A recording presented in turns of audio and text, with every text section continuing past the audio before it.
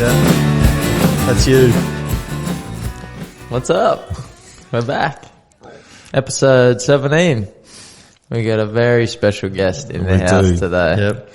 Amazing guest. In the new studio. The new studio. Check it out. Things Sorry are about going the sound, off. but That'll be fixed. Yeah. I don't think it'll be that Well, bad. a bit of reverb's all right, man. Yeah. Put it on your pedal board. we're in a church. We're in a church, man. The Church of the Cosmic Skull. To be exact. Yeah. Who So is- anyway, yeah. special guest. Who's this magnificent special guest? Well, you're looking at him. We're scraping the bottom of the barrel this week, folks, and we got me. Wow. Well, you Where do got, we start? you do have something special coming up. Yeah, we've got Fight. a big fight locked in for April 24 against Isaac Hardman. He's probably one of the best young middleweights in the country. That's probably has the most hype around him at the minute, and he just beat Tej Singh, who's a sturdy top 3 or 4 type guy. So it'll be a good fight. Yeah, Oh, sweet. awesome. Yeah. He was on the Tazoo card, wasn't he? Yeah, he caught Jamie Weech and put him to sleep in a round, and then I think his last fight was when he fought Tej, and Tej took him 10 rounds and he won on points. So it should be good. I'm Yeah. looking forward to it. First one back in a while. First Yeah. one back. How long? October 19 was when I fought Quinlan. And then I did a couple camps in between and had some pull-outs and fall-throughs. And then I guess from March I was off Yep. until January. Oh, that's a big break. Now we're back. It's a Fantastic. big break. Hey, what weight's middleweight? 72 and a half. So Okay. 160 160. pounds for our American fans. American Yeah. fans out there. Wow. Multiple fans. That's right. How's the training going? Yeah, it's good. It's good being back in routine, and I'm enjoying it and just not rushing like I used to. Just taking my time, and I've got just over 8 weeks now, so that's like really kicking ass, and over the next couple of weeks pushing a bit harder, and yeah, it's good though. Weight's coming down, which is good because I was a fat bastard. Yeah. Aren't we all? About that. But no, it's good. I'm enjoying it. I'm happy to be back. Oh, good. Yeah. Right. So what started you in boxing? I was getting bullied actually. Bullied. Yeah. Well, I got a funny story because when I was young, I didn't mind. Like, I'd scrap all the time at school and stick up for the underdog. I was one of those type of kids, and then I had some trouble with a kid in town around 13 or 14, and it was just one of those weird days where he just caught me off guard, and it just fucked me. From there, like, my nerves were shot, and then it just went on to this, like... You didn't want to scrap anymore, you mean? Like, No, it just startled me, and I was going through a lot of stuff. Looking back now, it's easier to understand as an adult. Yeah. I was going through a lot of change, and my... You know what it's like at that time, you get hairs in weird places, and... your voice breaks. There's nothing like that. I just, like, been kicked out of my mum's place, and I was living with my dad, and anyway, the whole backstory is a bit lengthy to get into, but there was a lot of shit going on, I think, and that contributed to that kind of affected me. So, this shit went on for a while, and then my auntie's a psychologist, and she mentioned to my old man to, get me into the boxing just for fitness and confidence, really. Yep. So I went and joined the gym up in Sussex Inlet. Peter Kenarakis, he was the first guy that showed me anything, and then man, I just fell in love with it straight away. At 14? 14, yeah, 14, and then we started doing a little bit of sparring, and man, I still remember the first shot I actually got hit with in the nose by one of the kids I went to school with. And I'm just thinking, fuck, like, what was that? Yeah. Like the flash and, how much it affects you when you're not used to getting hit. It's funny that comes straight back to me now, even, like, I can still... What the feeling? Yeah, just like, I remember the black flash and just thinking, holy shit, like, outboxing this kid with my jab, he hit me with his right hand, and he was a bit more developed, and I was just like, fucking hell, man, that hurt. But so we went from there and moved into the PCYC in a East Narra. Yeah, so it's pretty With that same coach? different coach. So he sent us. We said me and my best mate were boxing together. Actually, I lived with him pretty well. Like with his olds or? Yeah. So I lived with my dad, but I probably stayed at his place 6 nights a week. Yeah. You know, his mum and dad, they had that family structure I was looking for. Yeah. We were doing the same stuff, so his old boy used to take us in, come down to Milton to pick us up from school. Yep. And he'd drive us through to East Narra, which is just probably like an hour 10 drive back then. Plus he'd have to drive 30 minutes south beforehand to pick us up. So it was a big commitment from him. What a champion. Yeah, you're probably looking at 2.5, 3 hour trip, 4 days a week to get us to training. Fuck yeah. Yeah, so he was a good guy. That was Bobby. Shout out to Bobby because he's probably listening. Good on him. So yeah, we went into the PCYC and the journey more or less started there. I think I had my first fight at 15, maybe 15. Yeah. So 12 months training prior, do you reckon? Yeah, it would have been like a bit of fitness and stuff up at the gym in Sussex, and then as I started getting more interested in, taking boxing more seriously. Probably. I don't even think it was that long in at PCYC. The coach was like, "Oh, you're not too bad." Like, I was like, "Fuck, what are you looking at?" 'Cause my coach today would tell you, I was never one of the talented kids, you know. But obviously there wasn't much talent in there at the time. Do you remember who you fought or anything like that? Like, do you remember much about that fight? Yeah, man. So my first fight was around the time of the Cronulla riots. Oh. And I went to Punch Bowl and fought a Lebanese kid. Wow. Oh, no. Yeah, man. This is you gotta understand where we come from on the coast. Like, you're not familiar with, different ethnicities, and you haven't been exposed to it. Yeah. It sounds ridiculous now to say that, but at that time and coming from those smaller places, like, that's what it was like. So, yeah, first fight, we went up there and, it's scary enough having your first fight, but then being involved in those situations and the tension. And, it would have been insane. Oh, it's hectic, man. I was probably the only little white kid walking out to Punch Bowl, and everyone's backing the home kid, and he was a big, strong-looking kid, and he come out firing the first round. But I think he put maybe a count on me, maybe 2 counts, standing 8 counts. Wow. I was like, fuck. I got back, middle round. So the second round come out, the crowd went quiet because I actually outboxed him. Yep. And then they obviously told him in the corner, like, just go put it on this kid, and they jumped on me again and stopped me. I was like, fuck. But you know what? It wasn't even that bad. Like, for me at the time. You didn't really care? No, I was just so pumped to be doing it. I was so fucking pumped on the... Conquered a fear kind of thing? It wasn't even that. I felt, it must have been like a worth thing. Like, I felt good about doing something. But it was like, it was just a sick experience. There's no other experience like that. Oh. I know I hadn't ever put myself in a situation like that before. So, Well, you're on stage as well. Oh, man. It's hard enough being on stage, let alone getting on a fight on stage. And you're a scared, like, nervy kid going through all this shit a few months before. Like, Wow, what a change. it was a big change. But I still remember the next day we went back to the first guy I started with at Kanarakis' house.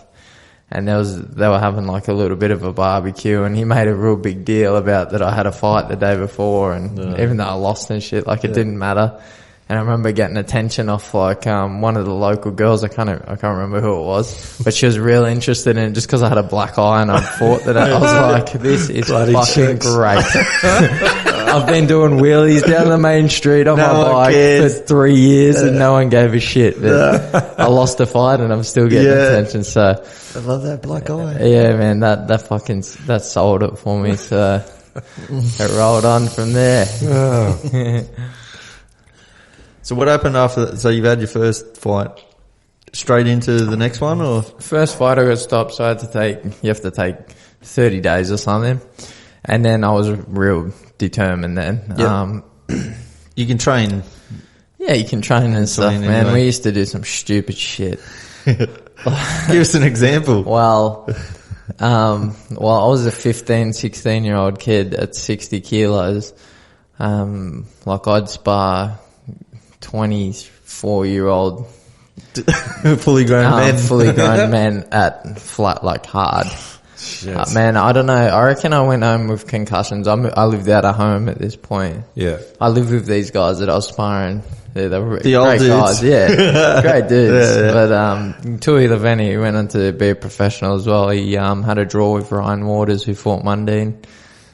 He could punch, man. Yeah. He could punch. So I went home with many concussions, I think, at the time. But as a 16-year-old, you don't realise. Like, every week I had blind spots in my eyes and headaches and but I just thought that was part of the deal, you know. Yeah. So I remember one day when we were getting ready the next year. So it was a local fight night, my second fight, and I was super determined to win. I put this like life or death narrative on it, like, you know, if I don't win this fight, like I have to quit. Because I'm no good, because I didn't understand, have someone explain the process of the sport to me at that point. Yeah. And we were up at Albatross Hill. It must have been like, it was a hot summer day, like the hottest day in like 52 years. It was recorded. It was probably in the 30s, high 30s. We're doing sprints up this hill, and you know, I used to try and win everything because that was just competition. It was in me, because I knew you get praised for that shit. Yeah. And that's all I was looking for at the time. So I'd busted my ass, done these sprints, threw up in the car park, and then our coach at the time took us back to the gym and made us spar, and I was fucking zonked, man. Yeah. Dehydrated, I'm guessing. Dehydrated, like messed up. I've just been spewing, like not like a little spewing. It was like full hard spewing, exhausted from the hill sprints, probably heat stroke. Roll in the gym, and it was the only day he was my best mate, the kid that was boxing with me as well. He was getting ready for a fight. Yeah. It was the only day he ever got it over me in sparring. And he still remembers I bet it he to does. this day. Remember that time? Man, I could beat you awful. up. He punched the shit out of me. My head was throbbing. I just remember just thinking, this is fucked. But anyway, we rolled on to the second fight, and like I boxed at one of the guys from Crocker's gym. And one of the guys, he's got a gym, Gretchy's, he's I think it was his brother. I boxed him in my second fight, and like I boxed really well. I won easily. Yeah. And I remember Todd Macklin filled in for my coach. So Todd Macklin fought, Manny Pacquiao back in the day. Oh, wow. Yeah. So he looks after a lot of the Filipino pros that come over here. Nice. Yeah. He also trained both the Brown brothers, and so he come down and look, and he was just buzzing after. He's like, you handled that like you've had 35, 40 fights experience, the way you outboxed that kid. And it's funny looking back at it now, because I think, well, I don't think so, but I think he just meant handling the occasion and whatever. Yeah. So I was pumped, and then from there, like I had that confidence that I needed, and once you get that buzz for winning, it's all over. Yeah. Bit of positive reinforcement from that dude then, like. Yeah. Fucking hell. Yep. So, yeah, the journey started there really, because that really, first win, the second fight win. Yeah, that pushed home. Fuck. How many amateur fights do you think you've had? Because you've had a lot of. Yeah, I don't know an exact number, but fights, I reckon. It would be in the high 80s, and then like we had like competition spars as well that don't necessarily go in your book. Yeah. Or like friendly bouts, exhibitions or whatever in countries. Oh, like I don't even count them. Yeah. But yeah, you do exhibitions. Yeah. You do competition spars for points as well. They used to do them in Canberra, where they'd give a result, but it wouldn't go in your book as a win or a loss. We didn't do many of them, but like in other countries. For example, jumping ahead a little bit, like when we went to China, we went to the Bird's Nest Stadium where their training facility was for the national youth team, I think. Yeah.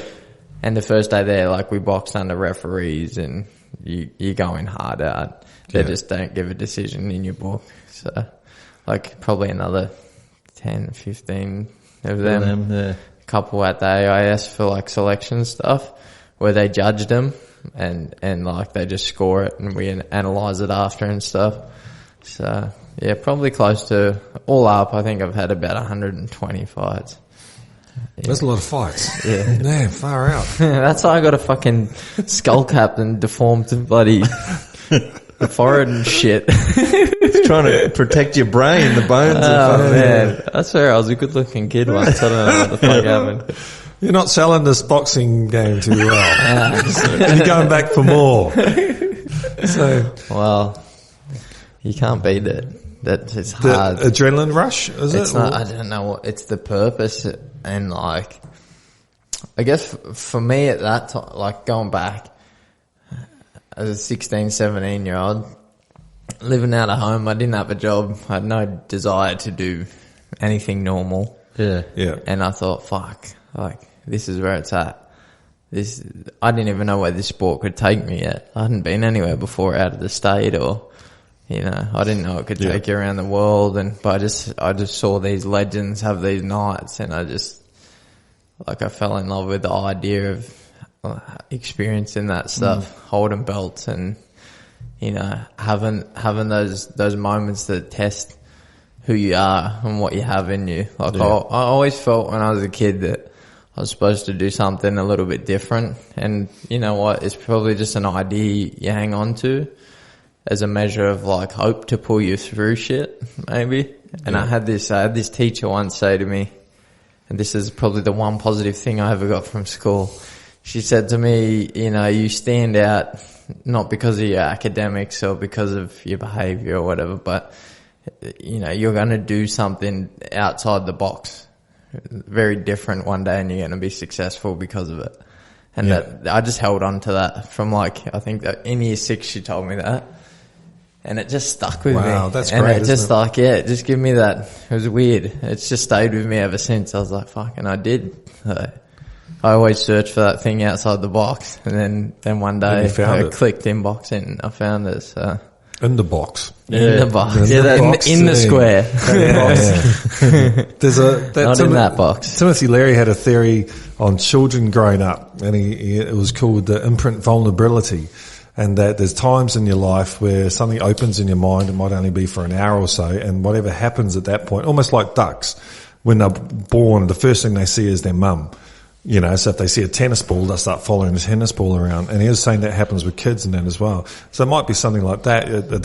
You're in a specific state of mind and something you're ready to be impressed upon. Yeah. You know, and that happened. She happened to be the positive thing at that point in time, you know. Yeah. And the bully kid ended up being positive as well. Yeah, 100%. You know? Because I know in my own life I can definitely pinpoint things that at the time might have been cringeworthy, but then they actually make you who you are. Yeah. You know? Yeah, it makes sense. If I didn't go through to be honest, that period where I was suffering with this kid and whatever, you know, I think adults look upon kids being bullied sometimes as a bad thing. A bit of it's just kids shit. Like, oh yeah. But the effects that it can have on your psyche and, I was having like, full blown panic attacks and like we'll get my heart checked from heart specialists because like my parents didn't understand that shit. Yeah.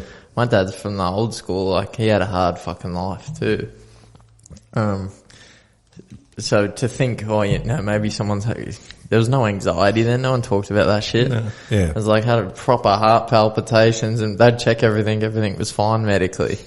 And then I realized as I went on, it was just literally the reaction of fear and anxiety and not wanting to go out. Face again, it was a bizarre thing to go through.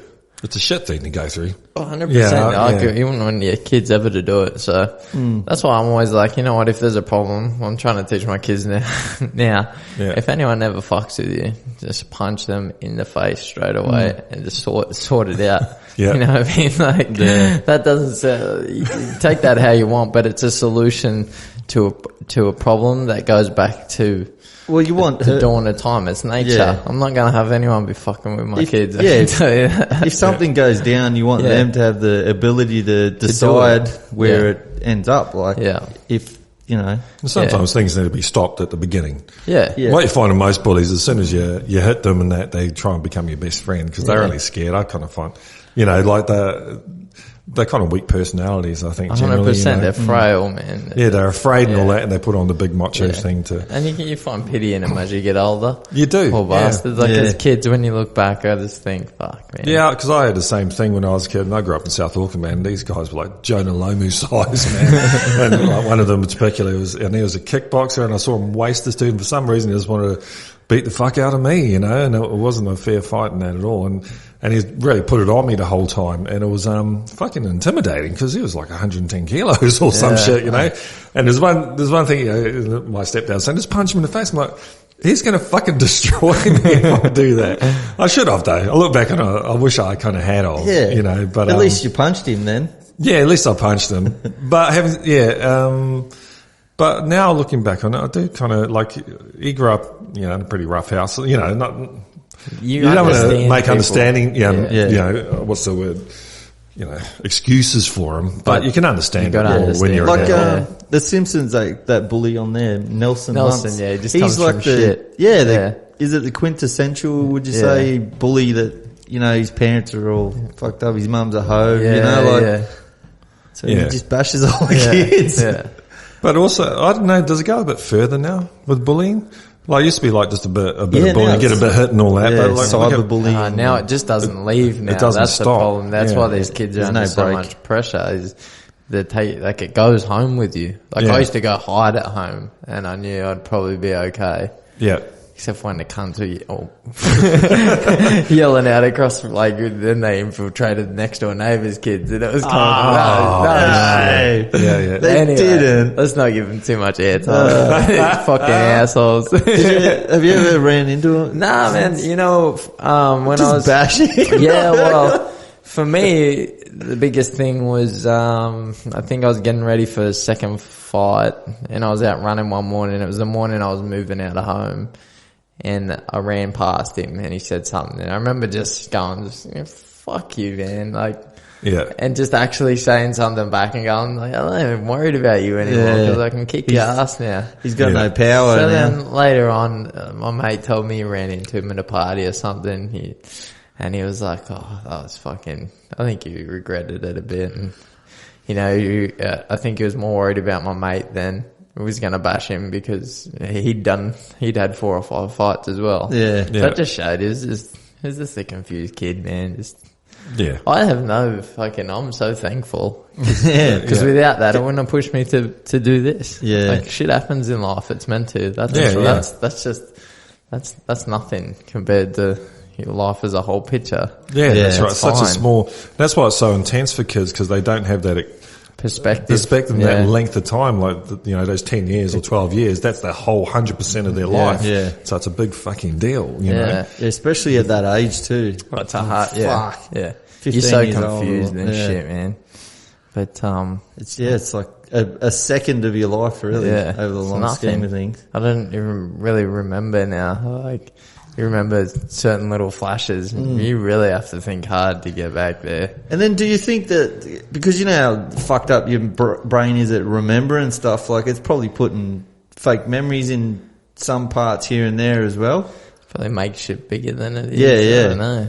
Yeah. Because I think I told you about that rape case in America, and she ended up going to the cops like a few weeks or months after, and she had this guy's image in her head, like she could remember him until the cops decided they wanted to put this other guy away.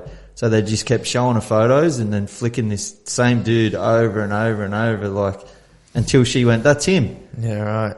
Yeah. DNA testing It makes come it out. that familiar. Yeah, 10 years. I think it was 10 years he served. Like he did time, innocent.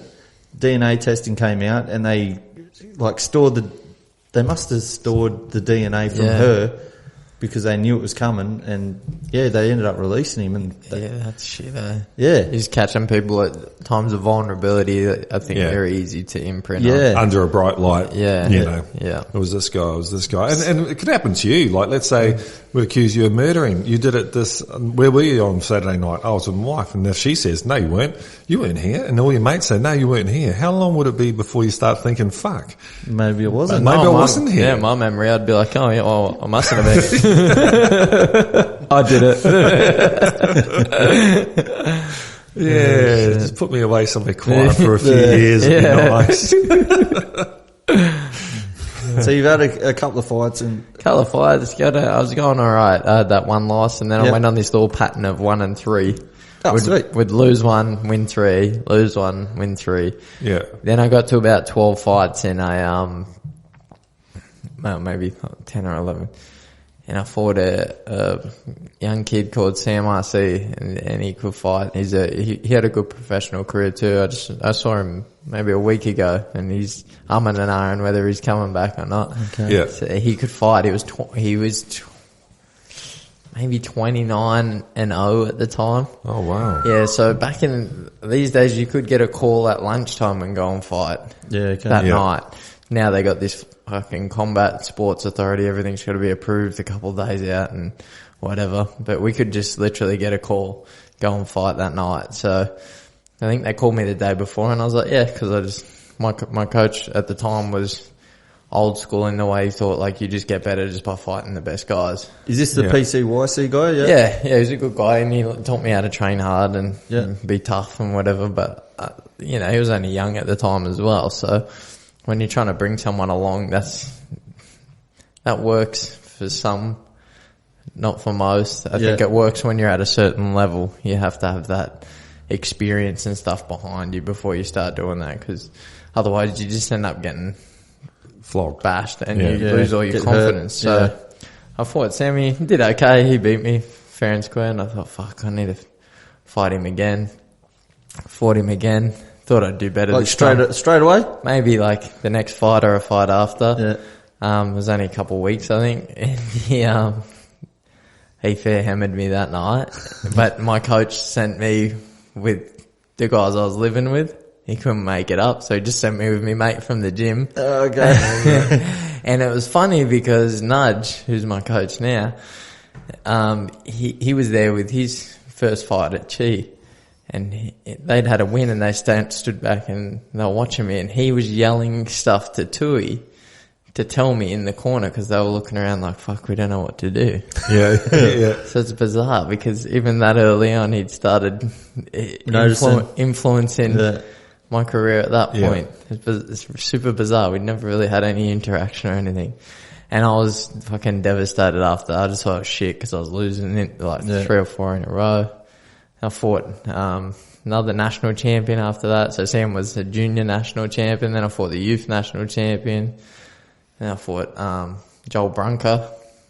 Joel Brunker boxed. Who did box? Lee Selby, I think. Lee Selby. The George Cambosa's just beat. But I'm pretty sure it was Lee Selby. But back in the day, he was an Olympian. He'd had 140 fights at the time. I'd had like 14, 15, and he was a man and I was a kid. Yeah. And I performed out of my skin that night. It was at the Tattersalls Men's Club. That was a great night, because I was like, fuck, I boxed so good, and like he smoked me, but I just felt really good. Anyway, so we went on this run of like, life started getting sketchy outside of boxing. I ended up with this disgusting girl that was she was nasty, like just really negative, connected to negative people, all that, the stuff that we'd worked so hard. I was feeling so good about myself was just torn apart, and then I started losing all the time. So then it became about like, you're not very good at this, why are you still doing it type thing. When you're down, you need people around you that are supporting you for sure, to bring yourself back up. But I didn't have any of that happening, so it that probably played a factor as well. My coach at the time maybe was limited in the development at that stage, and then being in the Navy, like moved away So it's kind of like self-training, and I went on like a 9-fight losing streak, or maybe 9 or 10, it could have been. Are these point losing streaks? No, like, I don't think You're not getting knocked stopped. out or I've never got stopped after, this. I've only been stopped twice in 120. My first fight, and I got some bullshit stoppage against this Northern Irish kid up at the Arab Fury Games. That pissed me off. We'll get to that. Just points, but starting to get flogged. Some fights I'd give away 10 kilos. As a 16, 17-year-old kid, we'd rock up, because I was the guy that they called in the end. You know, Paul Towell was a good matchmaker. He was a really good pro fighter. His uncle, I think, Vic Towell, they're a famous boxing family from South Africa. Okay. He was the kind of head New South Wales boxing guy, but he knew he could call me up and I'd fight anyone. So, just around 60 or whatever, I'd come in, I'd weigh 60, and then I fight this guy that's fucking 24 and he's 70 kilos. No combat sports, and no one would tell me until after the fight. I'm like, man, I boxed really good the first round, then get destroyed. What happened? Yeah. And so you can just see your confidence just starts getting beaten out, and I was just kind of getting fed to the wolves, so to speak. Yeah. And then you got that girl that ain't helping at just all. killing me at home, and so all that stuff kind of starts sinking in. I'm starting to think I'm shit, and I was a bit down and out with everything, and then the coach having moved away. And anyway, I get this call one day for some sparring with this Chi that I spoke of earlier, Nudge's guy. So he brought him down. Chi punched the shit out of me that day, and Nudge is like, who's coaching you? So you sparred with no coach? Yeah, I just do my own shit. Yeah. That's what I used to do, and living with the guys I was living with before that. And we'd just spar at home and shit as well. It was great. We could just be watching Ali and Fraser and then go and play Ali and Fraser, but for real. Just shit like that. It was cool. Early Kimbo splice. Shit. Yeah, pretty much. Where were we up to? Chin. Yeah. So I was sparring, he punches the shit out of me, and then he starts talking. And Nudge still recalls this day, the first proper interaction we had, and he's he still remembers the smell of my socks, the holes in them, and the smell of my fucking training gear, because it was all old, run down shit. Yeah. I wasn't working or anything, so, I always found that pretty funny. Just a stinky little kid in PCYC with no coach getting battered. So then he needed someone, I think he needed a fight on his card, or he asked me if I wanted to fight, and he said he'd help me prepare. And I just remember the first session with him, just thought, what the fuck is this voodoo? And he just showed me something real simple. Yep. But I'd never come across it. It was like a parallel jab, or a pop jab we used to call it, where you just step with the lead foot in with the lead hand, so you close space and then pull the space away with the step. And I went into this fight and used it. I fought a guy called Mick Cisa, and we thought we outboxed him that night. And we could have won that fight, but that was our first experience together. We ended up losing. Oh, so Nudge is with you now? Kind of. He'd worked with me for 3 weeks. And we hadn't made a thing where we were staying on or anything. It was just to help me for that one. And then we clicked, and he felt bad for me and bought me some boots and took me on from after that. So, so it was a fucking champion. Yeah, it was, that was the positive coming out of, that sticking with the sport when I thought, no, I'm going to finish this shit. Cause a year and a half, 2 years, when you start thinking you're not any good at something, you can't win anymore. It's hard to stick that shit out. Yeah, for sure. And then when everyone else around you is telling you, you should, I remember my dad saying, why don't you just take a break from boxing for a bit? And I'm just thinking, no, I can't. I can't do that. I always knew, I think, that's what I was meant to be doing at the time. So it kept me where I needed to be. So went on, met Nudge. And he's been your coach ever since? He's been my coach ever since. So, how many years? So, 14 years. 14 years. 14, yeah, maybe, 14 years. Were you still riding motocross? Oh, no, man, didn't want to get to that shit. No, that was like I did that from like 10. I had an old shitter on the farm one Dad was living on. Then got a little bit of a better bike and then got a new one. And that was between kind of 10 and 14 I rode, and then that was it. So Once you started boxing, once I started boxing, everything gone. And I couldn't get new bikes or anything anymore. So. No, especially if you can't get new socks.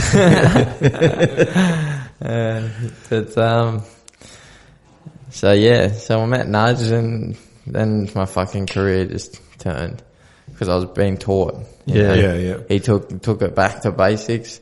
He knew that I had to have my confidence rebuilt, so he talked to this poor tail wheel and he said, no more of those fucking matches for a couple fights. Let's build his confidence. So we got this guy called Roy Horn, and I actually think he's come back around and might be having a professional fight soon. But anyway, no disrespect to him, but he was shit at the time. So I beat him, and I was so tense, but it was just like to get that monkey off my back. You know? Get that win. And then it opened the door, and we just went on a roll from there. We just kept learning. You know, as far as boxing went, that year, that was 2008, I won 11 of 12 fights. Yeah. There was one period in the middle I fought like a fucking Friday, the next Tuesday, maybe, and then like the Saturday, and then the next Saturday, and rolled into the state titles after that. So I got all the way through to the finals of the national championships as an 18-year-old kid, which is still now considered a youth in the seniors. And I lost to David Biddle, who was super experienced compared to me at that level by 3 scoring computer punches. It was 4-4 going into the last round. I landed 2 uppercuts that snapped his head back, no points. How busy. And I finished the fight, and he looked at me like, Biddle's he's a pretty cool cat. He won it a couple of times after. He just looked at me like he wanted to fucking kill me. I was like, it's over, bro. Relax, you won. Funny dude, man. But so my first year, I beat Cameron Hammond at the state championships. He went on to London in 2012. He's fucking probably one of the most talented guys I've been in with in terms of hand speed and stuff. He's so quick. But I just had a string of really good wins, and that was a great first year together. Were you coming from Nowra up? Yeah, I was traveling to train. Yeah, and then I ended up back at Basin View. So at one point I was catching a bus, and it would do this school run, and it would take like an hour and a half, 2 hours to get into Nowra to the train station. Shit. And I'd sit on the train for 50 minutes. Jesus. Get off at Dunmore, and then Nudge would pick me up. Yeah. And sometimes he'd always do these little tests, right? Because he was trying to build my character both outside the ring as well. Yeah. He first introduced me to family, and he was trying to show me what it was like to have like a positive people around you, and what it's meant to be like. Were what you still life with that can chick? Be. Yeah, so she was pulling me back, and there was a bit of a tug of war happening, and I started opening my eyes to this way that life's meant to be and how people are supposed to treat you, and how you're supposed to treat yourself, I guess. Yeah. Give yourself a chance, and through that change, the resistance was met, and then but so he was working on building me outside so I could realise all this stuff myself, I think, as a person. So, but he'd set little tests, like I'd rock up at the train station and he wouldn't turn up. And he'd be like, I'm just running late, mate. Can you just walk up Dunmore train station to like Shell Cove where he was? It's not super far, but there's a couple Ks on the bloody 2-hour trip that had already been on, 2.5 hour trip that I spent to get there. And I'd do that like 4 times a week, 5 times a week. It didn't bother me. Like boxing was what I was living for. So that's where he was living. He was living there. We trained out of his garage. We trained out of his garage till we opened the gym in 2015. Nice. So it was good. Where are we going with that? I think we should go with so how many fights are you at now, do you think? So you've had a year with Nudge? So 2008, I was at about 28, maybe. And I dramatically flipped my record all of a sudden. So all still local, you haven't travelled yet? 30. No, I was spewing because the Nationals were in Sydney that year. I was heaps upset. I thought I'd get to go on a plane and go away. No. We were just in the fucking same places as the state titles were. So yeah, then 2009 rolled around and I went, so what are you now, nearly 18 then? No, now I'd be I must be 19. And how'd you go when you turned 18? Cause everyone's partying, I wasn't interested in it. The chick I was with she was smoking weed. She was hooked on the shit. Yeah. She wasn't just cool once every weekend or something. Yeah. She got into this rut of smoking it. She couldn't go without it. Depends. So we're hanging around with these fucking gronks, no offense guys, but you just weren't going anywhere at the time. Yeah. So I'll be sitting in a room, people just pulling bong after bong after bong. Get ready for a fight. And I'm just no, I don't drink. No, I don't smoke. Why? And I'd tell them, why? Yeah, that's good. Just hanging around fucking Come the on, polar man. opposite. No, they were pretty good. They were pretty good with me. So a bit of that, but I was I'd broken up with her and then we were in this in between. Yeah. Still living together? Dipping back in every now and then, just stupid. But then my dad actually went through some mental health stuff and he had a massive episode and he still had his business in Sussex. So the pizza shop? Yeah, so we went back and helped run that for, I don't know, a month and a half, 2 months because he was in the bloody psych ward, getting treated. So she kind of came back on the scene a little bit then. And then, just got a little lost and then finally cut shit off for good. And then we got back to our boxing and I fought Kai McKenzie and I lost to him 29-28 computer scoring, my first fight back for the year. So he won the youth championship, which I was spewing. I was pretty certain I'd edge that, but he hit me with a hard shot. I remember this was pretty cool. He hit me with this shot and I fucking bounced he could punch Kai for the weight. It was 64 kilos back then. He's a pretty good pro as well now. He's world ranked and stuff. He hit me with this shot and my body literally went say the overhand lands. I went, I reckon I ass squatted, touched the floor, bounced back up. I was like, fuck. What was that? Yeah, it was that. And then it was the build back from there. Yeah. So he edged me on that one and then, we went up to Arafura's and man, I was fucking so sharp heading up there. We hit pads. There's another local, he was a pro as well, but he was an amateur at the time, Nathan Wright. So he was a more experienced guy that we'd often spar and he was good for me to have around because it helped me look up to someone and, he'd had the experience and stuff. We were in Darwin for the Arafura games and I'm cracking pads in warm up and he's like, holy fuck. I was blown out at how sharp I was. Yeah. And I went out through 2 or 3 shots and I just got caught high on the temple with a little shot, little flash knockdown, jumped up, didn't wobble on nothing against a Northern Irish kid. Good to go. The ref just goes, I was like, fuck. I've just trained my ass off to get in. I'd just been in the finals of the Nationals the year before. Yeah.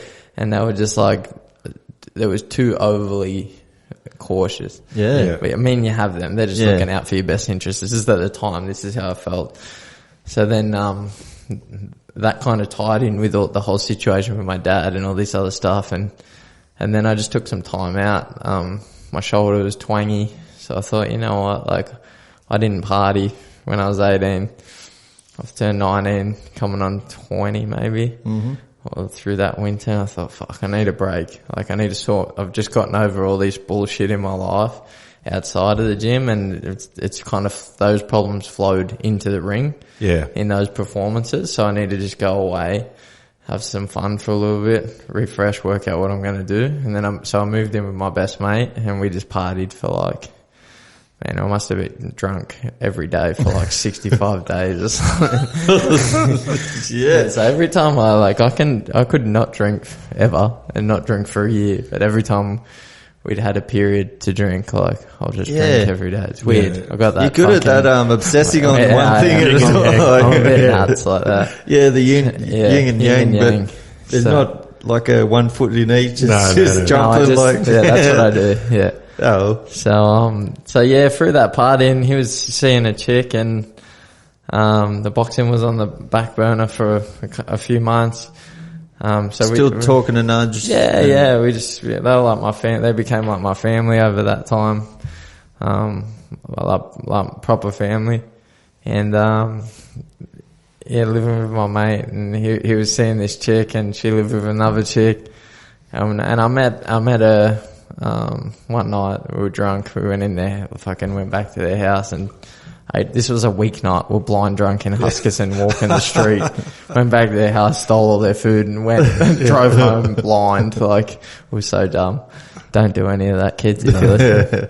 But yeah, and then we kind of crossed paths again another night and they kept trying to set us up and yeah, so we ended up hooking up one night. That's with them, who I'm married to now. So this was not much, like, I wanted a break from being with anyone because I wanted just time to, but I just knew that she was a bit different and we just clicked and fucking. When it's right, it's right. You want the whole story is my mate's missus was a bit of a huss at the time and she put it on me like I'd been out. he still doesn't let me forget this to the day either. So this is the same boxing mate. He's my best mate. We've ever been mates for like 16 years longer. And he couldn't come out because he was only 17. So we went out and I'd been with them and then she just pinned me and started kissing me. And I was so lucky that the next morning, like, cause I was like, fuck, and I pushed her off me. And the next morning, like, I told him, she was like, don't tell him, whatever. I was like, nah, like, I didn't fucking do anything. Yeah.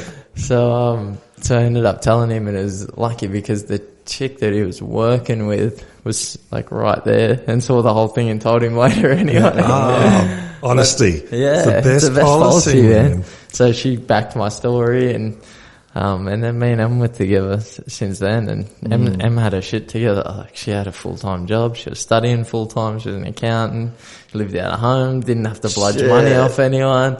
Like, I'm just this bum living at my mate's house on the piss that I'm supposed to be a boxer. That's alright. Yeah. And I had no money. I didn't even have a bed, man. I was living on my mate's fucking couch. Like, I had nothing. Yeah. So anyway, she had a falling out with this friend after a time and we ended up moving together earlier than we anticipated. And then, man, she just fucking after the summer, I was like, right, I need to get back to it. I need to be better. For her, like she's too good for me. I got to pick my game up, like start contributing something. Yeah. So then I started studying and got back to training and got back to winning ways. So what were you studying? No, I just did my PT shit I could work. So I think this was 2010 and rolled around now. So I spent 2009 losing and then partying and then resetting. Yeah. And then from 2010 on, all back on and had my first fight against Josh Barrett. Was it hard to get these, like a fight? Nah. You just walked straight back into it? Yeah, the game was busy then. Like there was lots of people around boxing. There was lots of cards on. There was depth still in all these divisions. Yeah. So I had this funny thing where each time I'd go up a division, that division would swell. Like, so I was always seemed to be in the most deep division. Yeah. I don't know if it's because we're all growing together or, good just getting unlucky. Yeah. So, yeah, I had, fuck man, I can't remember too much. Had a good period, few wins, then I started getting worried about what kit I was wearing and, what people are worrying, how do I look when I'm boxing as opposed to how effectively I'm boxing. Yeah. A little bit starry-eyed and, thinking I was somewhere that I wasn't anymore because I'd lost sight of, what got us that success that first year. So I had a couple of losses that I shouldn't have lost. Like, albeit I was fine. We fought at like 1:30 in the morning on these fucking steak cards that you're sitting on all day and shit. But like the same token, so was this guy. The other guy, yeah. So it was just down to me not being switched on, taking these guys seriously enough. So we made some changes and decided it was time to fuck off to Cuba and go get pushed for real. Was that your first trip? So besides, overseas, man, fuck. Jesus. Man, I was shitting myself. How did that come about? Long flight. Well, I'd watched the Cuban, for anyone that doesn't know, the amateur boxers are the cream of the crop. It's a little different now. It's more polluted, but the Cubans are always outstanding. If you draw them, you're in trouble. Yeah. They got so many top guys and they got a system that works. So I knew. Do you know much about the system? How they do it, and then they just get them from young, and it's just one of their main sports: baseball, boxing, ballet. And isn't that interesting? As it's the Soviet sports, because it was so Soviet influenced at one point in time. And also the kid, if they see someone with talent, that kid doesn't have to pay for anything. They just get the talent. Right, you're doing this, man. In this school, they go to these sports schools. Yoel Romero has a really good interview with Rogan about it. Yeah. And it's because he's obviously Cuban. He was an Olympic wrestler. Yeah. And he said you had all the kids want to be the top dog because you're getting lobster. They're getting one piece of bread. And he goes, so every day they are trying to injure you. They're trying to fucking take you out because they want that. Yeah. They want the good food. They want the fucking love. The nice bed. Yeah. Yeah. That's what it's like. Like these kids weren't getting fucking lobster, that's for sure. Yeah. But I knew one of the Aussie kids, Zach Dunn. He's a good pro now as well. His dad had paid for him to go over there and live in preparation for one of the Olympic Games selections. So this is when it's hard to go there too, isn't it? It's so hard to get there. It's still hard now. Yeah. So he's living there and training out of the Havana sports school. So he must have been there for 8 months, by this time, and maybe stayed on 12 months in total.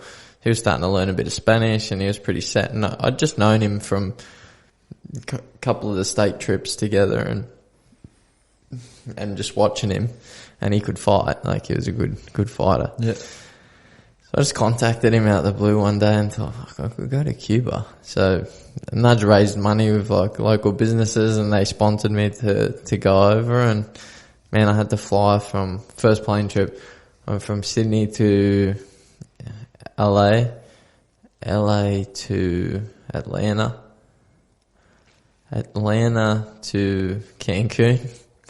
Bloody hell. Stayed overnight in Cancun to Panama to Havana. Far out. All by yourself. All by myself. But I'm sitting on the plane leaving from Mexico, flying over, just thinking, fuck, on the way to Panama or from Panama, thinking if this plane went down, no one would probably even know I'm gone.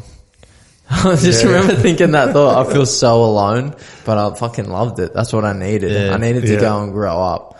I needed for the reins, Nudge just started really taking me under his wing, and I was part of the family, and then I found Em, and I just needed to go, the old fucking cliche, find yourself. Yeah. I needed to go grow up. So you weren't worried about because when I travelled by myself, cartels? No, I was petrified when I landed. Where do I go? Because it's all fucking. I didn't care. I was like, it was all just wild, just an adventure. Yeah, it is. That's how I saw it. I was just stoked to be doing what I wanted to do. And did you have to pay for the school or something over in Cuba? Oh, you did, but everything we had come from people sponsoring it. So it was really good. We've always been pretty looked after like that in the amateurs. It was really good at people. Yeah. So we went over there, stayed in a house share thing near Zach's place. and then just kind of jumped in with him, and we lived and trained for 4 weeks. And then, man, the sparring there is so sick. Like on a Friday, so the facilities are shit. They're like asbestos, old run down old Olympic Stadium stuff from like 54 or 60 or something. Yeah. You rock up in the morning, we do our run in the dark. These kids are out there in fucking bare feet on the roads with holes in them and rocks and through fields, and these kids are running in bare feet. What was it like when you landed there? You know, like, because all the old school cars. Like, yeah, just like the Havana itself's like a time warp of Miami in the 50s. Yeah. I guess. You would have been just going, what the fuck it's is so this? Cool, but I love shit like that. Yeah, it feels like you're on a different planet. It literally is like a different planet. The internet barely worked. You couldn't get access to it. Phones like never worked. So I didn't have to be in contact all the time. So it was good just to be, like, as a real place of just being where you are at that time and being invested in it. It was cool. You would have been rich over there compared to them. Mate, you could get like, there was this little stand on the street and you could get 2 hamburgers and they just made them in fucking... Dos hamburguesas. Yeah, they just made them in a sandwich press. I like the sandwiches. Just and a newspaper in like them. A glass, like a glass of cordial, but in their reusable glass that they have to have it back? I'm telling you, it was like, you stand there and eat it, drink it, and then say goodbye, whatever. Awesome. It was like 50 cents or some shit. Like nothing. Yeah. 2 burgers and, you know what I mean? So you could, Bucaneros, the beer there. Yeah. It's like 50 cents. Was it alright? I've heard about the Bucaneros. It's like, gives you diarrhea, but I don't care. Yeah. How's the refrigeration over there? Was it warm Bucaneros or was it it's not the best. Everything's real like, it's a bit like Fiji chilled in Cuba time type thing. Yeah. What are the people, would you say they're happy living like that? Like, people cool. Like, man, no one wants to talk about the oppression and shit because they're worried. Everyone's watching them all the time. But generally, no, I mean, they want what everyone else has in the West, but you don't want to lose that ideology there. Or that because it's a special place. Like, it has this real feel to it. The problem is they have no access to like the good food and shit. Yeah. Like, you go to a restaurant, the best thing they serve in the cafes is fucking spaghetti with tomato ketchup sauce. Like, on top. Not proper sauce. Yeah. With some shitty cabanossi in it. That's like the standard Cuba cafe meal. Like, it's just shit. We live in a time where everyone should be able to eat a decent meal. Good veggies. But that's all, you can blame the Yanks on that because they ban all the ships from going there. So there's been an illegal embargo for the last 70 years because they dared stand up to Uncle Sam. Yeah, it's a joke. You know, so it's a joke. Yeah. Like if socialism shit and communism shit, fair enough. Open up the let it open up and let it fall over on its own 2 feet. Yeah. You know, but they don't. So why do you have to try and strangle it for 70 years and they still survive? Yeah. You know? And they are the longest lived people in the world, I think. They got more centurions than anyone else, so that diet of theirs is actually going alright. Well, plus they get, I don't know if they're medicines. Oh, it's all free. Yeah, everything's and their free. schooling and university. And I think they got more doctors per capita than anywhere else in the world. Yeah? Yeah, and they got no GDP. So, and I think, I don't know, if you're living in the States and you're homeless and you got 2 jobs and trying to feed the kids, you could look over at Cuba and say, let's fucking float over Cuba, man. It doesn't sound too bad. So, well, you know, like they haven't got the luxuries and all that, but then we've got maybe too many. Yeah, it's shit. We don't need half the shit we got. No, the balance is gone. Their balance is 2 one way and ours is 2 the other. Yeah. There's a happy medium there somewhere. I'm actually reading a book on Marcus Aurelius, one of the emperors. Yeah. He's like huge philosopher. They called him the philosopher king, and he was a stoic. Yeah. And he always, like, it's like he's writing to himself, like reminding himself that all the things that you accumulate, they don't mean nothing because you die. Everyone dies, like, they're just things. They're not a part of you. Yeah. We give them meaning, but they mean nothing. They don't mean anything. They mean nothing. No. I feel like that with shit, but I don't give two fucks about anything. I actually like throwing shit out. I love it. I know you do, because Em's always like, you don't take care of anything. I just like, I do, but I don't value stuff. No. I think value things people. don't last as long as they used to, though, too. They don't. They're built to fall to pieces. Yeah. And so we the things you own become cruxes around your neck. They own though. you, They own you, man. Yeah. You know, you can't just get up and go. Like, we got a house now. Like, before we got this place, well, we haven't got a house, we've got a mortgage. But, before we got the mortgage, we moved, I think, 12 times in 10 years, and we loved it, man. Yeah, you did. With the kids, and the kids got bored, and we bought this house. I'm like, well, let's fucking move somewhere else. You know? I remember not knowing where you lived because you fucking moved that much. I'm like, oh, it's Haley's birthday, I think. But where did she live? I had to bring my mum and That's like my brother that he lives in Coral Bay, right? And he never comes home much. He'd come home, I think he'd come home once and he went to, blind and he ended up wrangling home to my brother's old place, like, on the fucking door. A surprise. no one coming out with a shotgun. Nah. So, keep on moving. Cuba. Did you learn much? Boxing wise, it was like, they were so good, like they just, But they speak English? Sorry. enough, like to say, "You American?" I was like, "No." Gringo.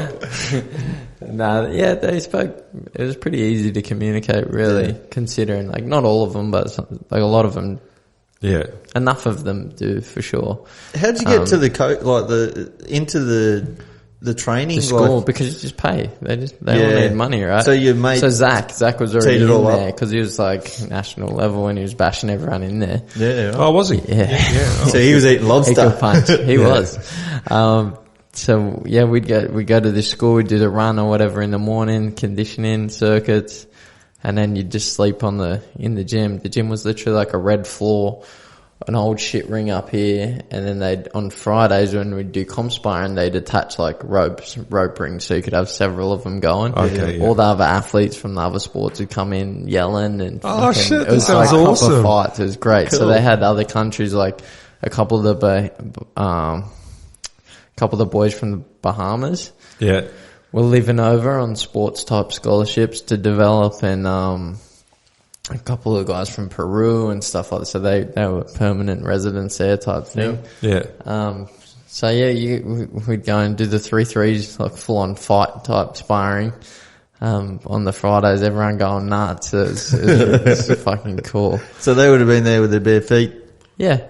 Yeah, I saw I think it was the first day I was there, we're doing a circuit. This like 8-year-old kid drops this freaking big old cast iron weight plate straight onto his foot. Oh, shit. Barefoot. The coach is just like, "Get out of the fucking line." Like, whatever he said, it was more or less that. You know, cause he was whinging. Like, just get out of the freaking line. I just looked at him and, oh shit, I'm not gonna say anything. I remember needing to piss, like, and they don't care cause we're foreigners, like, we're paying. Yeah. We can do what we want, but I just wanted to be like, in with what they were doing, right? Yeah. So, I remember needing to piss at the start of a session and just like being full and having to hold it like all the way through partner work, just getting hammered, not wanting to go, like, you know, that was awful. But yeah, the food there, these kids are like 6 bunked in a room. They train, go do their classes at the same place, train again, do their classes, train again. They might at breakfast get like this stale roll with a bit of cottage cheese and an egg. Oh no, that's what we got as like, tourists. Yeah. Or they'd get a glass of like yogurt type milk. Yeah. Like yogurty milk and maybe a roll. That's it. Jeez. And these are kids that are promising. Yeah, these are the star kids. Yeah. So there's that. And there's that many coming through. You know that Cuban documentary? It's really good. It's called Victory Is Your Duty on YouTube. It's about this school. Yeah. And the different schools and how they battle off for the national school club championship. Yeah. Or city champions. And it follows this one young kid named Christian Martinez. And like I remember seeing him there as he's growing up a little bit and blowing out. And then years later, like recently, he messaged me on Instagram about trying to get over here. Oh, nice. To have his pro debut. But now he's living in like the Czech Republic or something. Oh, I shit, noticed the other day he shit. finally got his professional debut. Oh, good. Over there. I was like, sweet, yeah, he got out and Did he win? make some money. Yeah, easy. Got a great good. like background. Yeah, he's a Yeah. good. I don't think he turned out.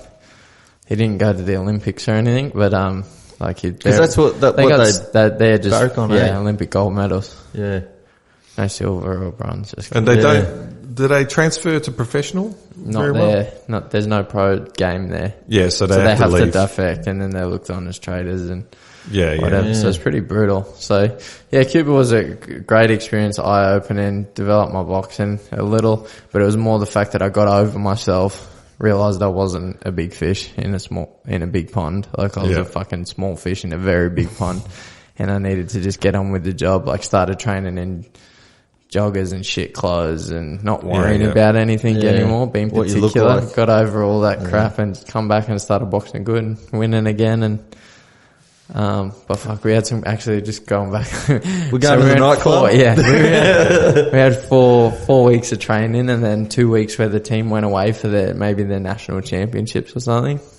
It means I couldn't go. We were going to go and fight, but because it was a Cuban thing. Yeah. So we just went out, we'd go out on the weekend or whatever and party.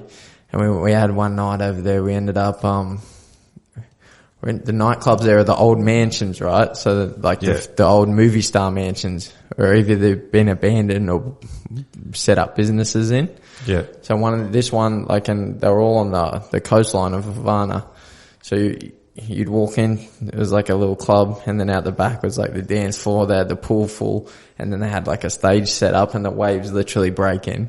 Like, so that it's spraying in, it's just picturesque, wow. like a movie. Yeah, wow. The DJ up there, the Fast and the Furious Cuban music, like that's all that was playing all the time. Everyone's dancing and like, just having people falling in the pools and fucking, it was a cool setup. No one's aggressive. If they were, you could staunch them out so easy just because they don't want any trouble. Cause they get, especially with tourists, like they get in big trouble. So anyway, we started getting pissed and we kicked this night on. We ended up going to this like really tall, climbing up through these like ladders, and they're like, we had to pay this entry fee to get on this rooftop party.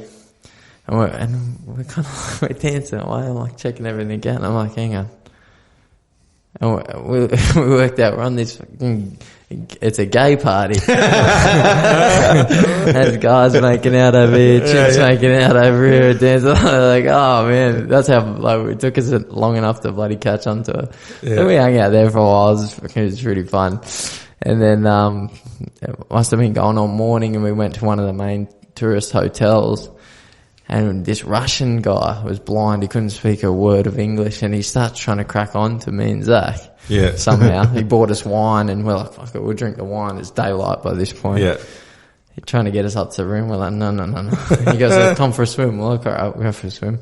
Yeah. We jumped in the pool. He walked down to the ocean, jumped in the pool, left his wallet and all his belongings up next to the pool. We were in there for 2 hours or so. He never come back. Jesus. Oh, Yeah. like, where the fuck? No, not that Wrong one. Wrong one. Fuck. Bottom one. I wanted the So That's creepy, man. We'd kind What of the fuck happened to that guy? I don't know, man. He was a weird dude. Like he probably got took by a shark. in Cuba all alone. Couldn't speak a word of Spanish or a word of English. Oh shit. I was like, hey, what's going on here? So anyway, we kind of forgot about him because we were blind. Yeah. And then when we realised, we're like, oh shit, where is he? Like, he never come back up past us or anything. And his wallet and that was still there. Wallet was still there, so we, like, I'm not gonna lie, we checked for a couple of bucks. Let's go get some breakfast. So we went and got breakfast on his room. We sat there for another hour and ate breakfast and walked home. We sound like the biggest assholes now. I'm just assuming he passed out down there or something. Like, I don't know. Was there sand though? Not really. I'm trying to be positive. So, Jeez, yeah, that was a pretty interesting night. It was long and, I mean, there's lots of stuff in between, but that's how the nights evolved there. Like rooftop parties, just shit you don't see here anymore. And like, just such a cool feel, no drama, just, you know. Everyone just having good times in simple circumstances. So That's great. Cuba was great. I thought I'd come back I'd gone up to 69. I thought I'd come back at 64. Because of those 2 weeks, I come back like fatter. I was like, Oh no. so yeah, that was Cuba, man. That was the start. That gave me that traveling bug. I was just like, fuck, this is great. Changed my whole outlook on life and on my boxing and everything. Helped me grow up. So it was good. Great experience. Yeah, sweet. What about the Com Games? The qualifying? So then, I actually talked to Em before this. Yeah, got a lot of questions. So that trip would have been in 11, and then I tried out for London 2012. I lost to Daniel Lewis in the qualifiers. He's a good mate of mine. He was a good prospect, but he went on to the Olympics in Rio and shit. Yeah. Were you mates then? We were friendly. Yeah. We became good mates after because we started travelling everywhere together. So I missed out on London, and then my time kind of come. Like I was up to about 55 fights here. You know, I was coming on 22, 23 at this point. I started getting picked for all this AIS camp stuff and getting selected to go on these development trips all overseas. So from the space of never been anywhere, in a space of like 3 or 4 years, I'd been to like 32 countries. Fuck. Through boxing. That's great. Yeah. Maybe it was like 28 countries. For free. Yeah, all for free, and then I just added a couple on at the end of the games. But yeah. But like China was my first international like Australian trip. Yeah. That was great. So they built this program to kind of feed you into getting selected for the Com Games. So they started doing these talent camps with the top 2 guys in the divisions, and then you'd all trial and they'd pick 4 or so out of the 20 and target you to kind of, it's like a futures thing heading into the Com Games. Like these are the potential athletes we think are going to do well. Yep. Yeah. So we got all these trips everywhere and went for competition just to build the experience and develop things that we needed. And that process just come together like bang on. Like, we did Europe, we did China. Chinese boxers, all right? They were in like the point scoring at the lighter weights, but like once we worked out you could just put it on them, and they didn't like it. We were smashing them up in the end. It was great. So Daniel Lewis, he was the first one that worked it out. You can just walk up and bash them, and then we're like, all right, this is how we do it. They don't like it. So yeah, the Com Games process was long. It was 3 qualifying tournaments. We're in the deepest division by far. I had maybe 18 in the States alone. So it was the first stage state qualifiers. Leading into it, we come back from Europe and I sparred one of the guys from South Australia, Stephen Finney, and I was boxing real good and I was super confident because I'd had all these international fights now and I was getting up there, and I busted my thumb in the I just thought it was like a thumb cork because I'd done that plenty of times. So I kept boxing, did it again. Then I was like, nah, something's not right here. And I'd smashed my metacarpal to pieces. Like it broke and then shattered it. Oh no. And this was probably 5 months out. Maybe, 4 or 5 months out from when the first qualifiers would be. I've literally given my life to this point. To get into these games. Like they meant more to me than, like I would have died happily at that point in life if I made the games. Yeah. That's all I thought about. Like literally my whole life and Emma's life were geared towards getting me to the games. So I was like, fuck. But so I got a plate and screws and shit put in it. Yep. Literally the day that I broke it or went and got it diagnosed, they put it in a big bulky cast until I went to get surgery. We lived on a perfect 1,200 meter block that went uphill and then down.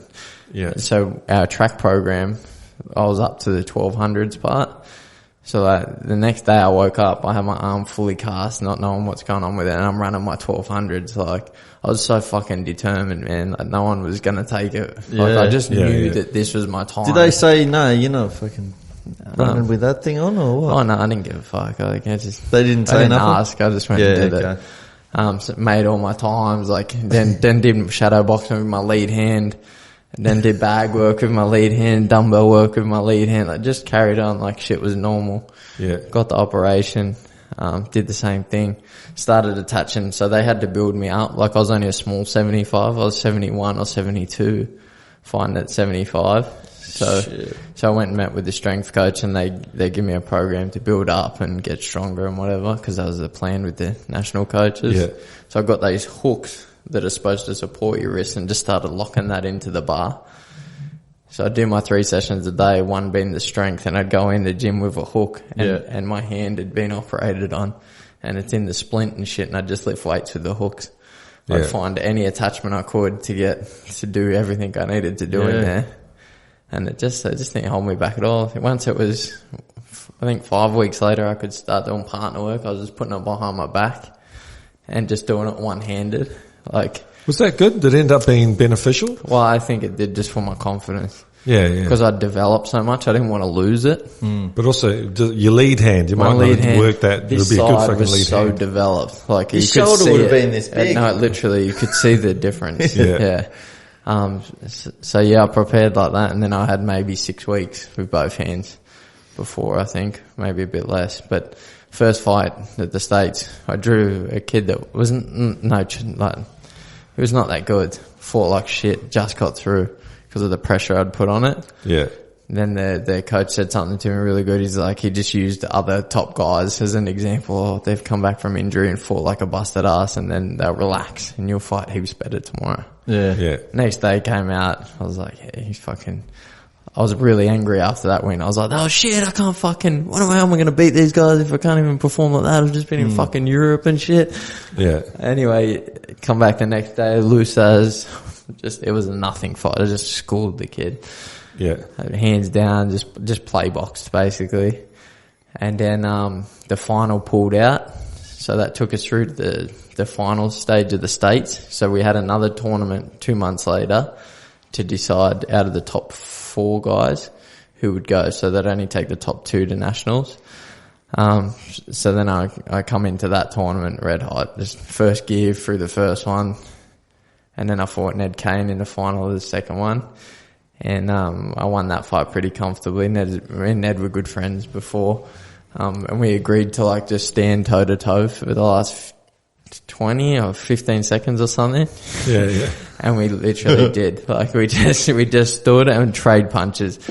And I remember hitting him with a shot and him rocking and going back. And I thought, he's my mate. We'll let him ride this one out. And stepping back and fight it. That was the type of, you can fight these guys and because I was on top, it didn't matter. I was like, it's alright. There's no emotion though, is there? It's not with them guys, but at nationals there was. When we got to nationals, I had the fullest division. I'd built this little rivalry with Jesse Ross. He was the 2012 Olympian, even if the rivalry was only within myself, it was there. He didn't know it was there. He's like, what? What's he rivalry? Yeah, well, I think we got in an argument one time with his missus about him supposed to have been in my spot overseas and shit, and me and Joe Apatow were like, nah man, otherwise he would have been here. He never won a fight internationally, and we just had a bit of back and forth, and that kind of built it.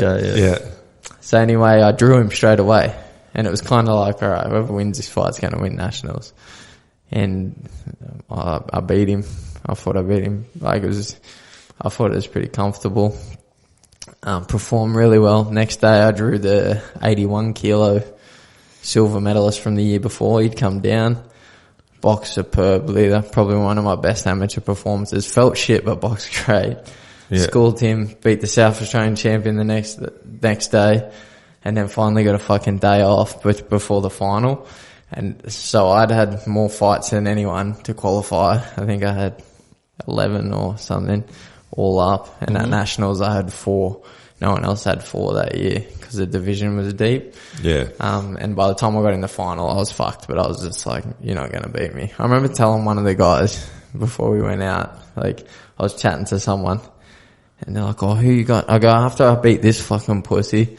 And he was right there. Yeah. And then I'm going to smash so-and-so. Like I just knew. It was just that thing, and I almost felt like there was the aura of everyone else knew, because that's what I was giving off. And it's like I'd been through the apprenticeship and everything was coming together, just how I guess they would have planned that development thing to happen. Yeah. And it just fucking happened. I fought shit in the final, but I just needed to be determined. Because my body was rat shit. I'd boxed sensationally until then, and then I just thought, fuck it. You're not going to beat me. Like, I don't care how I perform, I'm just going to beat you. And I did. And that was the best fucking feeling of probably, my whole career. In terms of winning, the relief, like I was just, I don't know, what's the word again? Ecstatic. Yeah. It was just everything I'd ever wanted just come to me, like at that point. And then we got blind and we got so drunk. But that was a beautiful thing too. Like I'd beat Finney the day before and he come out with me, and we're at the stage where it was like it was my time. Yeah. And he like buy me bottles of like Jack and stuff, and we're just drinking it in the car park before we've gone out. And we were so drunk, like I'd stepped through a glass and I was dancing and I didn't even know the glass was in my foot still. Oh my God. I woke up the next day, still drunk, we get on the plane and it hit me. Man, I threw up from WA home and I was a quivering mess until like 8:30 at night. Everyone was at home, made dinner and a celebration sign and stuff. I'm just like, oh no. That was that. I did it, man. And fuck, then a few months later, we were on the way to the Com Games. Was that Scotland? Scotland, and Glasgow's fucking crazy. Insane. Oh man, there's nothing the opening ceremony. That's what Jamie Pittman told me this in the going out for the third round. He goes, 60,000 fucking people screaming for you. Now go and get it. And I was just like, fuck it. The goosebumps come up. Like now they come up. And that just lit that fire and like got me through that last round. And he was right, because never in my life again have I had that, and I've searched for it. Like you can't get it. Especially in Scotland, I think just felt so amazing to walk out. You could literally go like this at the crowd and they'd just be like, wow. Yeah. It felt like everyone's just there for you. There's thousands of athletes. Yeah.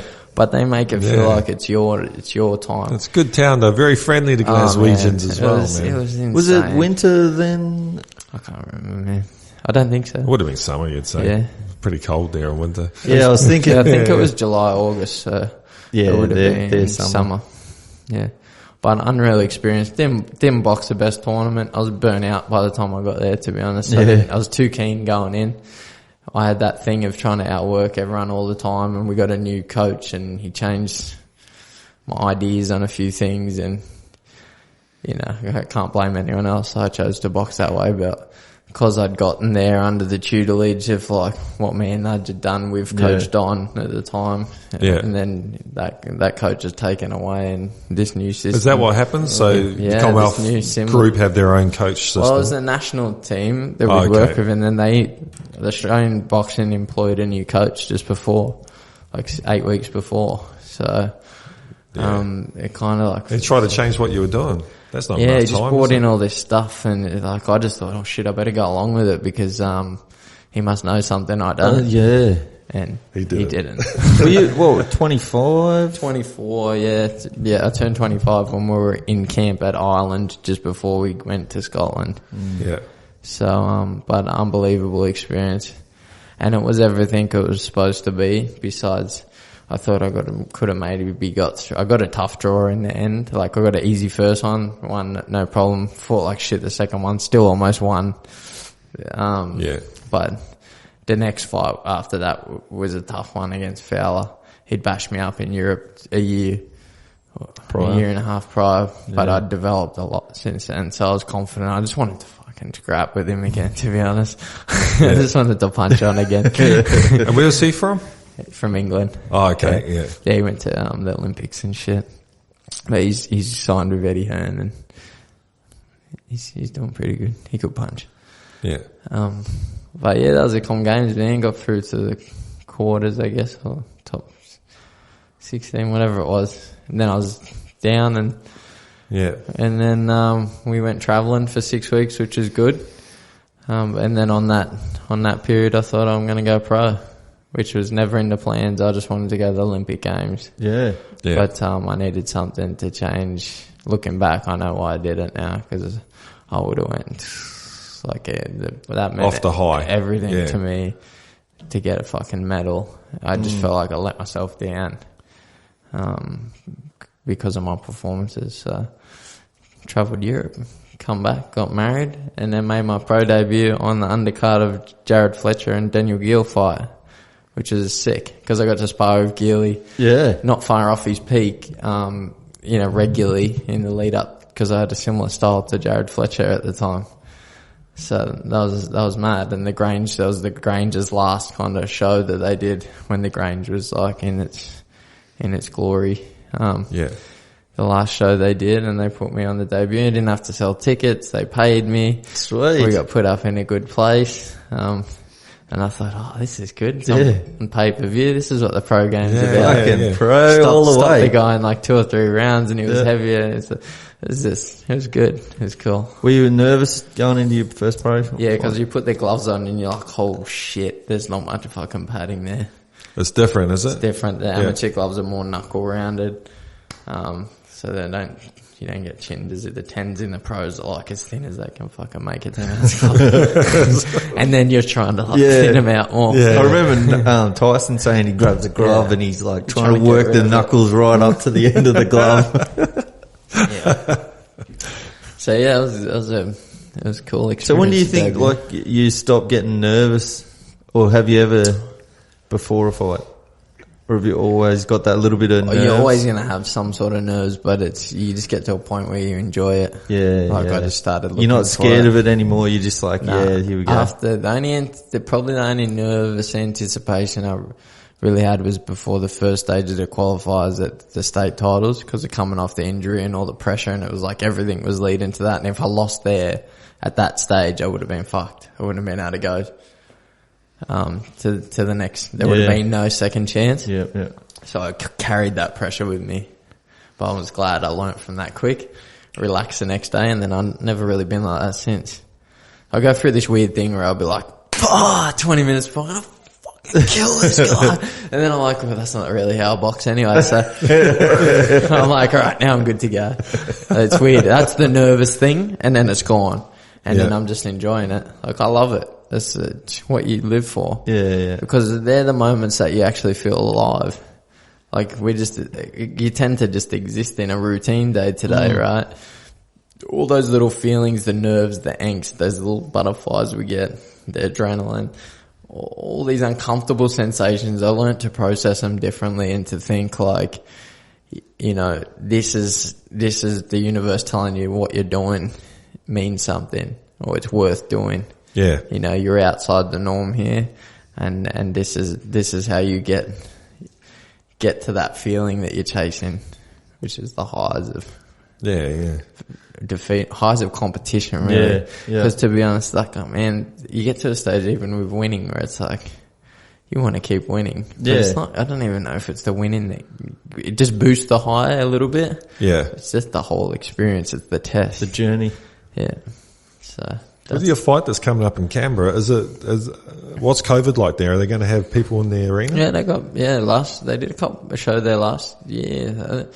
They'll just have, I think that's why they're doing big venues. They can have still space fit in thousands of people in. They're doing a lot more tables type stuff, so I think it'll still be pretty big, pretty packed. Smack Panda. Yeah. That'll be a cool, fight week show. It'll be a great one. We'll do one straight after the fight. Fucking you'll be drinking a beer, fucking have a joint. We'll bring the table. Wild. Yeah, great. That'd be cool. Bring those little fucking test tubes they come in too. Fucking hell. Oh my God. He went all out, didn't he, with the presentation? Last week. Yeah. It's excellent. The other week. Yeah. Very professional with it. He was. Systemised. We're talking about cakes, of course. The cakes, he made. Yeah, those cakes are great. What was it like living in the Australian Institute? We didn't, by this stage they'd gotten rid of full-time scholarships. So you just went you'd just stay there periodically. So they'd have camps or bring you down, and then in between the camps we'd start going and staying once we developed that little group of guys that were getting picked and girls that were getting picked and the top kind of national people, you'd go down and we'd just train with Don for a few weeks, or we'd go away and train. Like we went to Tasmania for a week or 10 days and we'd train and go around just getting exposed all the time to different stuff. So like we would stay down there a lot. Like one year I think we were down there like maybe 5 months. I worked out. Well, I was away for like 7 months of the year at different spots and overseas and so I mean that was cool because you're just living. It's what I always wanted to do, just live as an amateur boxer. You're training 3 times a day and you were training fucking hard. Like I was training real hard and young and chasing it. So it's that's all you could do. When did you get that, like the hard work ethic? Were you like reading about it prior to this kind of, was there a couple of books that turned you on to that? It was the self-help shit, man. Yeah. I was putting that kind of stuff in my mind. I remember just hearing that standard quote. A lot of people say it. People say shit. It's easy to say shit. It's hard to live by the actual principle. I don't know why this was like one of those window moments where it just sunk in. Yeah. Like, I wanted to succeed as bad as you want to breathe. Like, that's so easy to say. But Eric Thomas, like one day I was listening to it and it just sunk and I was like, fuck. You have to actually want it that bad. Yeah. And it just sat with me. I was like, and then I did just want it that bad. Like I wanted it more than life itself. I didn't give a fuck about life. I just gave a fuck about making the games. You have to be obsessed with that shit. You know, I probably never had that level of obsession again, I'll be honest. Because the belief was there. The system was there to back it. Yeah. The time in life. The way my mind was and everything. Like, it made sense to me to be like that then. Yeah. It's a lot harder to do that when you got kids. And kids give you they give you a whole different outlook on life and they do change it. Like, I still have that immense drive when it's time to, and you know what's interesting now, you know, early on in my pro career I thought, I'm going to be this A side and, you know, and then I realized the business of it's hard. Yeah. Like, you have to sell tickets. You have to be... It's a show, isn't it? It's a show. You're trying to... Small shows, like these promoters can't afford to pay you 10, 15 grand and then pay someone else to do that. Like, they got to make money too. Yeah. So you're selling... You might have to sell, you know, X amount of tables, put up sponsor money to pay the guy's purse, pay for the sanctioning fees to get a belt that's supposed to get you ranked with a certain organisation. If you don't have a good manager looking after you, and then you don't know the right people in the right positions in these organisations, it doesn't matter. They just take your fucking money, give you these belts, and they don't fulfil their obligation to give you those positions anyway. So the first few years of the program were learning about the program. Yeah. And it became disheartening in the end because we were spending so much money and it was costing us a lot of money. Like, I reckon the 2 belts that I got, the PABA belt meant something. Like, a lot of Australians that had gone on to win world titles went through that route because it used to get you top 30 or top 15 or something. But the time I got it was the last time they fought for it. So I fought for this belt, the 6th, and then they abolished it. So they made me pay for it still. Yeah. And they knew that was happening. Yeah, they're corrupt motherfuckers. Yeah. And take the money and then they got rid of it. And then the OPBF was similar. Yeah, you were going to fight for the full belt next. Fight for the full belt next. All right, we'll defend this. Fight for the full belt next. It was bullshit. I spent 40 grand on that fucking stupid belt in terms of two or three fights trying to defend it and pay for the purses and whatever. And I made like no money off it. Maybe 3 grand, 5 grand off each of those fights. You might sell 40 grand worth of tickets or 30 grand worth of tickets. But also on top of that, you're just putting the sponsor money up to pay for the opponent and pay for the belts and all that kind of stuff. So it's just like in the end, it's not what people imagine, man. No, you see but it's Tyson not- or someone yeah. fighting. There's You all get- this money. yeah, at And the grassroots level of there's no real ladder. There's no real system where you can say, I'll do X, Y, and Z. I mean, and there I'll get can to- be if you come in as a standout star and you get, like now, there's TV money again. Oh, okay. So boxing's come back, so it's Yeah. good because there are a few promoters you can get hooked up with and a couple of good managers and they'll guide you. Yeah. And you get paid your purse because it's TV budgets. At this time, it wasn't happening. It was all Yeah. dead. So like at the frustration of that at 9-0, I just thought, oh, fuck this. Like this is not what it's supposed to be. I'm out. Yeah. That lasted about a year. And then I thought, like I knew. What like, brought you back that time? Just a rest. I didn't know how to rest. Yeah. I didn't know that you could take mental breaks and actually have time off. It was like either I had to retire to have a break. Okay. So yeah. I was just burnt out on it. Had this spar with Tim Zhu and he punched the fucking shit out of me. Oh, it was so bad. It was like, I've never been battered in sparring. Like sometimes you have hard spars and whatever. Yeah. But this day I was really, really bad and Tim was pretty good. And we went up there and I was like, I'd half checked out in my head already. I'd had a few fights fall through and I was going to get ready for one in Japan, but I was like half invested, just going for the money. Yeah. He punched the shit out of me. I got out. I was like, yep, you bashed me today. Well done. You're fucking good. You're real good. And I was real shit. Walked out of there and I was so fuck this. What did he say when you said that? I just laughed. They know. He knows. He fucking smoked me that day. It was ridiculous. I was so shit. I don't give a fuck. Like I say, he did. Yeah. He's real good, but I was really bad as well. So you weren't doing the things you knew you could do? No, it was horrendous. Like Okay. physically, I couldn't do it. Mentally, I couldn't do it. And weren't then I really had into someone it. You were good. checked out. Yeah, and then I had someone good in front of me fucking smacking me up. Yeah. So anyway, jumped out and I was like, right, that's pretty much it. That's enough. I thought I'd give it one more week. Went up and sparred with one of my mates. I needed to get that spar out of my head. Thanks, Tim. Got rid of the monkey off my back and then just went, nah, I can't fucking do this. I don't want to do this shit anymore. Really, I should have just had a few months off. Yeah. But anyway, I got re-inspired, took a team to Golden Gloves, got drunk, all the truth come out. I was talking to one of my friends about it and then she was just like, well, just come back. I was like, alright. I bloody will. So then I come back after 20 months out of the ring, fought Rocky, jerking and lost split, got dropped hard, learned a lot about myself. Then I took on Sam Solomon straight after that in his farewell fight on 19 days notice and lost 10 kilos to cut, 11 kilos, close to 11 kilos into 19 days. And knowing that I'm going to Melbourne on his farewell show, I know how these things work. I'm not going to get a decision. Yeah. So I thought, okay, I'm going to beat him because he's so awkward. He was a world champion at 42. So he was 45 when I fought him. Yeah. But he's not a washed up 45. He looks was great. a fucking IBF world champion at 42 years old. Yeah. So he could still, and he turned it on. First few rounds, I was kind of committed just to trying to catch him with something. I didn't really know how to go about it. It was a 12-round fight. I got split horrendously. I had a vagina on my eye. Yeah. Blood everywhere. Anywhere else on any other night, that would have been stopped. Yeah. And it was from a headbutt. Like I got headbutted so much. It's just his style. Just clashes. Head first. Couldn't see. I was blind in one eye, like from the blood and shit. And, but it was a great fight. I got through 12 rounds for the first time. Just round after round. Round maybe 6, 7, 8 or 7, 8, 9.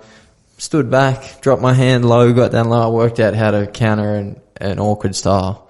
Yeah. So I learnt on the job that night. And I was like, fuck, I'm going to pick him off with a jab and hook off and run him into the backhand, hook off. And this is simple.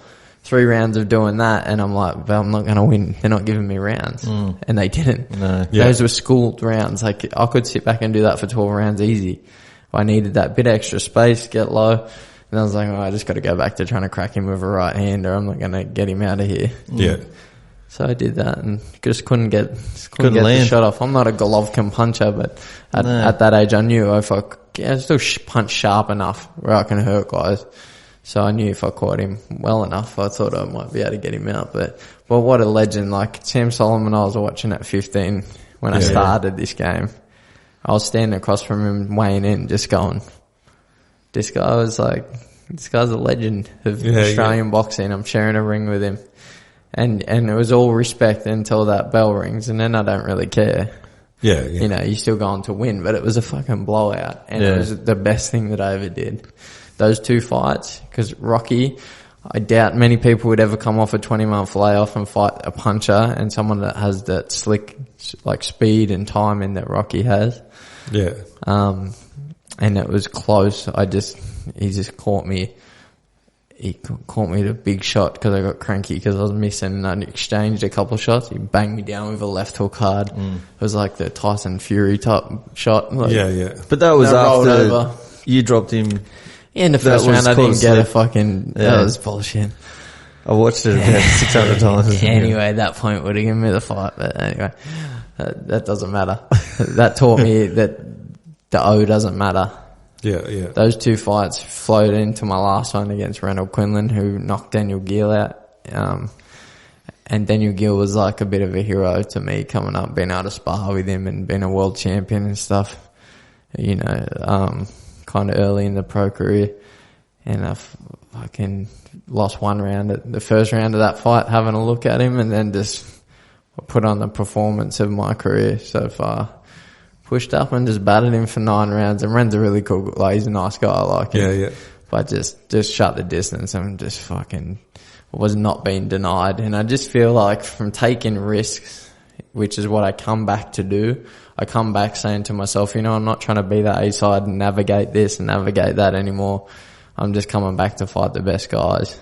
Yeah. And in doing that, yes, I suffered 2 defeats on the trot, which is not good, but I fought guys that no one else wanted to fight, and they made me so much better for it. Yeah. I gained so much experience in 2 fights. I never would have got that before. And then I got put a clinic on for 10 rounds in my final fight, and then had a couple of had a couple of good fights put on the table. Had them fall through, and then COVID hit, and then I just thought, was it. Yeah. You know what? Like, maybe I'm done. Processed it. You were there. You were part of the journey. We were. Yeah, we're still here. Yeah. It birthed the pandas. It did. The embarrassment of pandas. It did. The embarrassment. And here we are. And, So what's your favourite fight that you've had? Oh. Like your favourite experience? Yeah. Well, probably. I mean, the Quinlan fight was mad. Winning nationals was the best accomplished feeling because of how tough the division was and the depth and all the years that went into that. The walk out of the Com Games was the most addictive thing I've ever felt in my life, and it's just, you know, it just killed me from that point on. I just search for it every day since.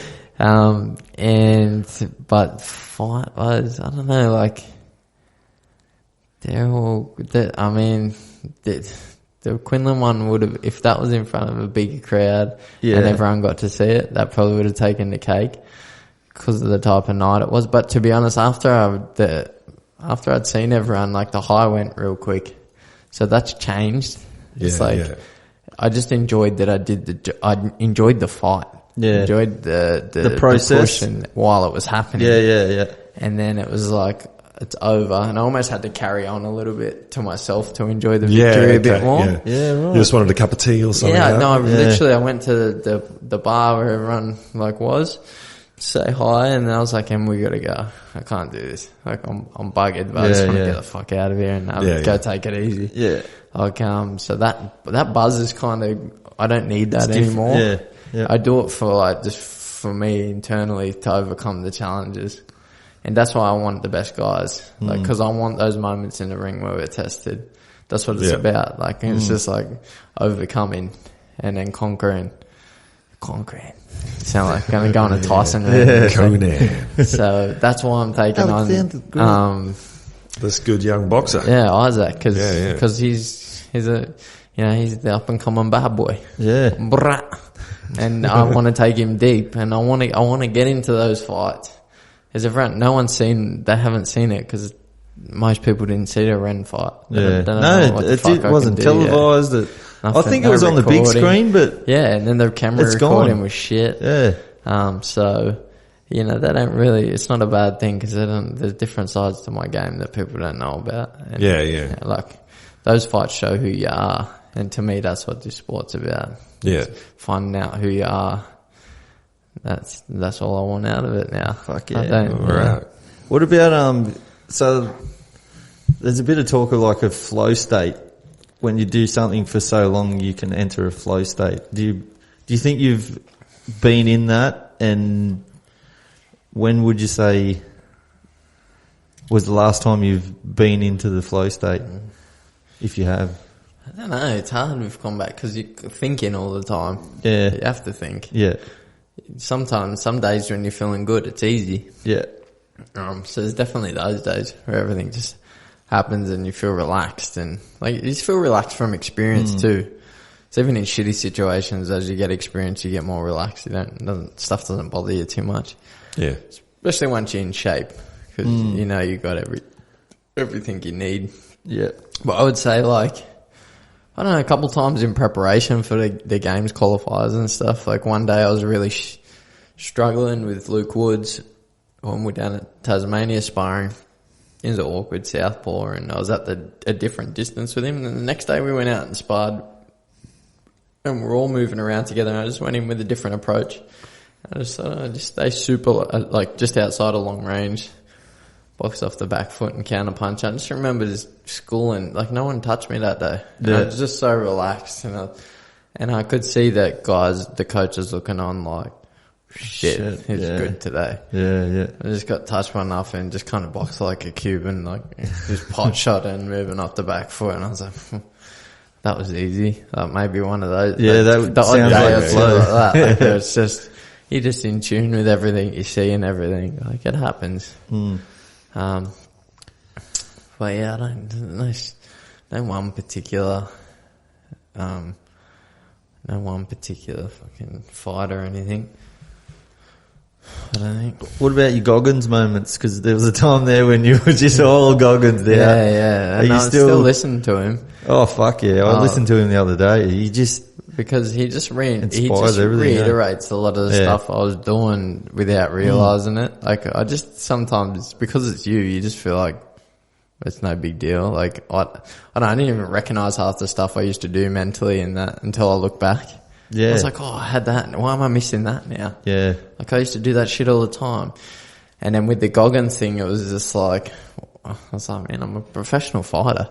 We overcome shit all the time. I was like, but being off, like it's not enough. People rest on like what they've done too much. Yeah. And that's what I found. I was like, I don't want to do that. So I'd always set those little challenges out. Like a lot of us had a little group of people that I sent messages out to, and we're like, let's go into the trails in Kembla and run like 50 Ks off no prep. Like we'd all run a little bit, but we'd never done like marathons or 50 Ks and like in the hills and shit. So we went out and did that stuff, like just as tests. Poor Tommy, one of our amateurs, he's still fucked up from it now. Yeah, he's still got having nightmares like and shit. 6 months ago, he's still injured. Oh, no. But he did it. 50 Ks. A young Good on kid. him. Yeah.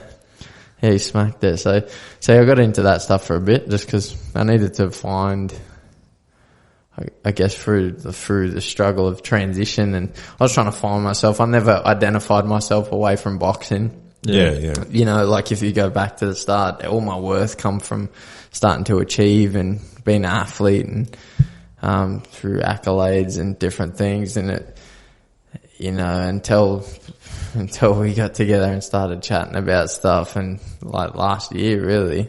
Yeah. I didn't work out.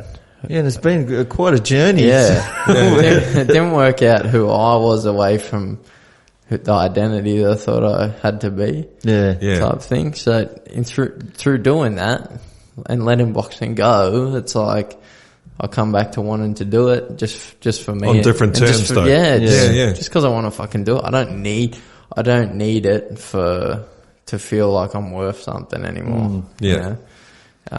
I don't really, which kind of gives you this fucking power in yourself, because I know a lot of the guys, they do, like, all their worth's attached to it. Yeah.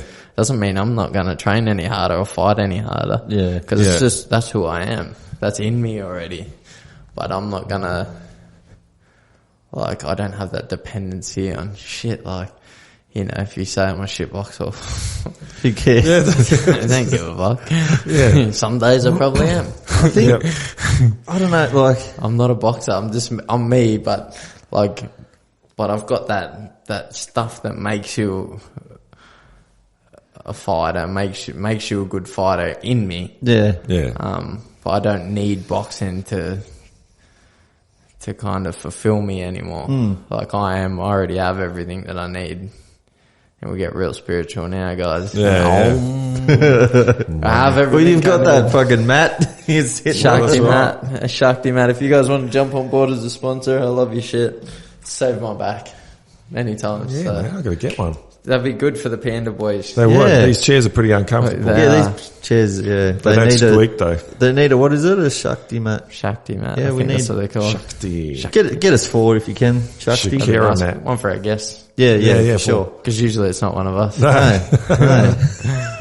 So what do you reckon, like, after this fight, what are your future plans, if you have any? Well, I'm committed now, like, in my mind to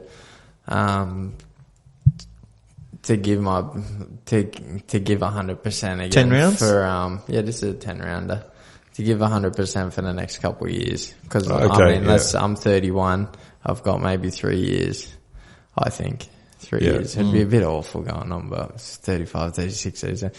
It'd get tough. Then I don't want to be doing that. So I'm giving myself like a good 3 years committed. I want real fights, tough fights. I want to come through them, and I just want to create like my own legacy for myself, and just something for like my kids to be proud of as well. I think your kids would be fucking proud of you no matter what you did, mate. Yeah. You And could I be know that. Be a but- farmer the rest of your life, and they'll be like, my Yeah. dad's the best fucking farmer in Australia. Yeah, but for me, I want it to be Yeah. a little bit. I want them to lead by example while they can see it. That's the biggest thing for me too. Yeah. Like, I don't want to just talk about it. I want them to see me doing it. Like, Yeah. not the actual fighting, but the process of it. Yeah. How do you feel watching your kids? Now they're both obsessed with boxing as well.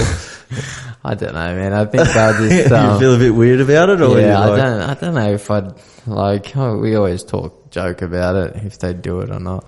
yeah. I don't know. Like, I think hope they'll be like more. Leave the choice up to them, eh? And I will definitely. If they Yeah. want to do it, then I'll have to support it. Yeah. It's a bit. Me and Em have always said it's a bit hypocritical for us to say you can't do something that I've just spent my life doing and she spent her life supporting. Yeah.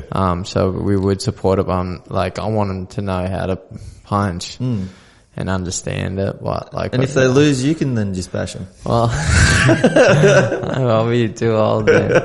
I don't really want them to do it if they don't have to. Like, Yeah. I want them to do what they want to do. Yeah. Go find yourself. You don't have to do this just because this is what you're introduced to at a young age. Like, don't like, fuck. There's heaps out there. There's so much to do with your life, and if you don't have to fight, why the fuck would you fight? You know what I mean? I remember, I think it was Tyson was talking about his kids getting in, like, someone asked him, you know, would they get into boxing? And he's like, nah, they love too much. Yeah. They won't do it. They don't need to. Yeah. So, yeah. But, what else has been going on? Like, I think we should, Touch on the world events. yeah. Facebook. Before we wrap it up. Yeah. Fuckers. Oh, yeah, That's with the been- news? I think that's been somewhat resolved today. To Has be it? honest, I haven't even watched the what's clip. I've going just on? read headlines. Yeah. Would they ban the news on the feed? And so Australia, like, what'd they do? The government went against it. Yeah, well, the government wanted them. Well, Rupert Murdoch wanted them to. Hey, footsie, man. Hey. Nice. Basically wanted them to, if someone shared like a Telegraph story or something, that Facebook would have to pay a little percentage of something to share it. What do you think of that? Well, I think Facebook's fucked and the Telegraph are fucked. Yeah. So I hope they both fucking burn up. Like, so I thought it was great when it happened because I think it fucked with Facebook and it fucked with the Telegraph. Yeah. And the more people get off that shit, the better. Like, they're all billionaire assholes. Yeah. I don't even, and, you know, like... Does anyone even use Facebook anymore? Like, it's a bit of an everyone just older uses people's thing. Instagram that Yeah, I but talk all the to. older people use it. Instagram's owned by Facebook, and they just It got is. adverts all through that shit. I know we're on Instagram. No. Of course, we're fucking awesome. I don't on have it, any yet. I got fucking ads. Like, all it is ads now. Yeah. So, it is every second or third picture. Yeah. Watch. Is it? Fuck. Oh, Sports fuck yeah. gear, vintage gear. And then the sound comes on. You don't even if you have to be on it for half a second, the that fucking shit. sound comes on. Well, it's taking the internet, which was supposed to be, you know, all about freedom and love and all this. It first came out and it's just turned it back into Control and marketing. yeah, and more narrative. shit. Money, boring. That's what I used to like about All-Star when it first came out. There was no ads. Well, that's the And whole then point they of slowly paying. started creeping in. Well, you can't, you go on ESPN, you watch anything, you'll get like one hit of the baseball ad, one round of boxing ad. Why do people pay for it? It's Fucking weird. drives me mad. Yeah. I got that KO Sports. Yeah, I've got it now. And occasionally if something's been done by ESPN on there, oh man, it's shit. Yeah. I just turn it off. I can't watch I can't in watch between ads, man. fights. Yeah. I can't watch them period. No, the louder than that, like, cause I why watch ABC, I listen to ABC and that, you know, and I can barely listen to that now, but I just can't. I think you have to be, indoctrinated into ads when you're a kid. You can sit there and the movie stops like 15 times, you know, and then you get used to it and you watch the ads. And a lot of people, when I go to people's houses, I don't know that well, and I'm amazed they always have a TV on and they sit there and watch the ads. Yeah. And like, if we do have ads on, I mute them. Like, Dad the kids used to mute do them. that, And yeah. like, fucking, I can't handle it. It literally makes me angry. yeah. I know. That's why Smack Panda doesn't do ads. No, Not that's yet, right. anyway. If you got, If you got some products you want us to push, send them on. Yeah. for a fee. We'll do them at the. We'll take do anything 'em- at this point. Yeah. Yeah, we'll do them right at the start. Bit of love. and then it'll be show all the way through. Exactly. What else? What's been happening to you? Oh, this fucking room here. New studio. You've done studio. very well. He's done well. We'll do a spin around of it for you guys one day. We will. But this will give us more space because beforehand we were tripping over the cameras and all that. Yeah, it was So, although the reverb is pretty full on, I must admit. Sounds like we're in a tunnel, which is lovely. Hang with us. We'll sort that We'll out. sort that out. Yeah, I don't know, man. It's been all a bit of a blur. I've tried to stay away from the news, which isn't good when you're running a podcast, but I just find this shit so depressing and it just gets me nowhere. And I want this thing to be a positive thing and all that. And it's just like, what is it anyway? What are they always talking about? yeah. Russia We've gone sucks. from the virus now, and now they're just pushing this fucking shit in Canberra. Yeah. Like that's all there is now. And then like in a couple of days it'll be something else, Yeah, and then yeah. back to the virus, and then they'll invent another 20 strains of it to talk about it again. Yeah. And there's shit going on in the world. Like India just had the biggest protest in human history, man. 250 million Indian farmers got out on the streets to protest this fucking Monsanto law where they're trying to basically fuck all the little Indian farmers.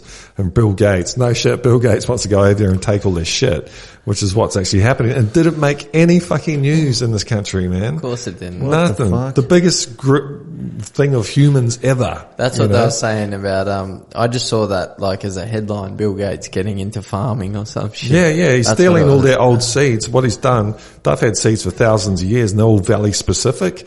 So if that valley was, so they're growing rice or something there, if the valley had a high salt content, over thousands of years, these farmers have made a seed that can handle the salt and shit. And he's just gone around fucking India with his little minions and stolen all the seeds and sequenced the genomes and fucking patented them and said they're his. They're not fucking his. The Indians have had this shit for fucking thousands of They're years. nature's motherfucker. Yeah, that's what he does, man. Like he stole fucking Windows all the way through. He's gobbled up all these little companies. And now he's stealing and Windows started its own viruses, so you'd have to buy the fucking antivirus, you know, and now he's into real viruses. Hey, you did you know? ever watch it? Yeah.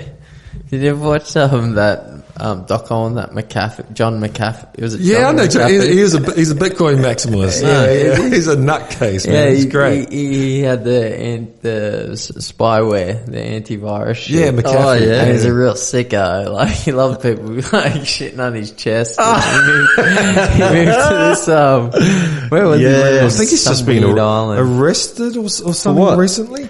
Well, He killed someone over there and got away with it, the bastard. yeah, he's got machine. Did he really? I haven't heard, because I used to It's on follow the doco. him haven't quite a lot, because he was one of the first guys to get into Bitcoin. Yeah, right. And, yeah, but he used to have like machine guns on his table when he's doing his podcast. And they're after me. But he did know a lot of shit. And he did the world's first antivirus. And then the later virus he was doing was actually attack viruses. So if someone tried to fuck with your computer, it would actually trace who was doing it and fuck their computer. Oh, shit. So Counter. I I think think get into that stuff. Yeah. Fucking interesting. Oh yeah, he's an interesting cat, but I think he kind of went a bit. Who's that? Bit of a weird Who's that podcaster that got Alex Jones? He went a bit Alex Jones, man. Yeah. You know, Yeah, he's a bit wild, isn't he? yeah. My old man was, I'm going to fuck this up. I thought you might know, but since you haven't been watching the news, he was telling me about this Australian whistleblower, and they want to have a secret court. Oh yeah, that was a while ago. Was Australia being friends to East Timor, and we're also proud of us helping East Timor. And so what do we do? East Timor's got billions of dollars worth of gas, so we fucking fucked them out over it. You know, so we took it, but there's negotiations between Australia and East Timor, and it was all friendly. We'll negotiate this thing, and it's in the East Timor waters, so it's East Timor's, but Australia's going to help. And fucking what's the ASIO? Fucking bugged the East Timor delegation, That's man. what it was. They fucking bugged them, and stole this third world country's fucking money, like we did.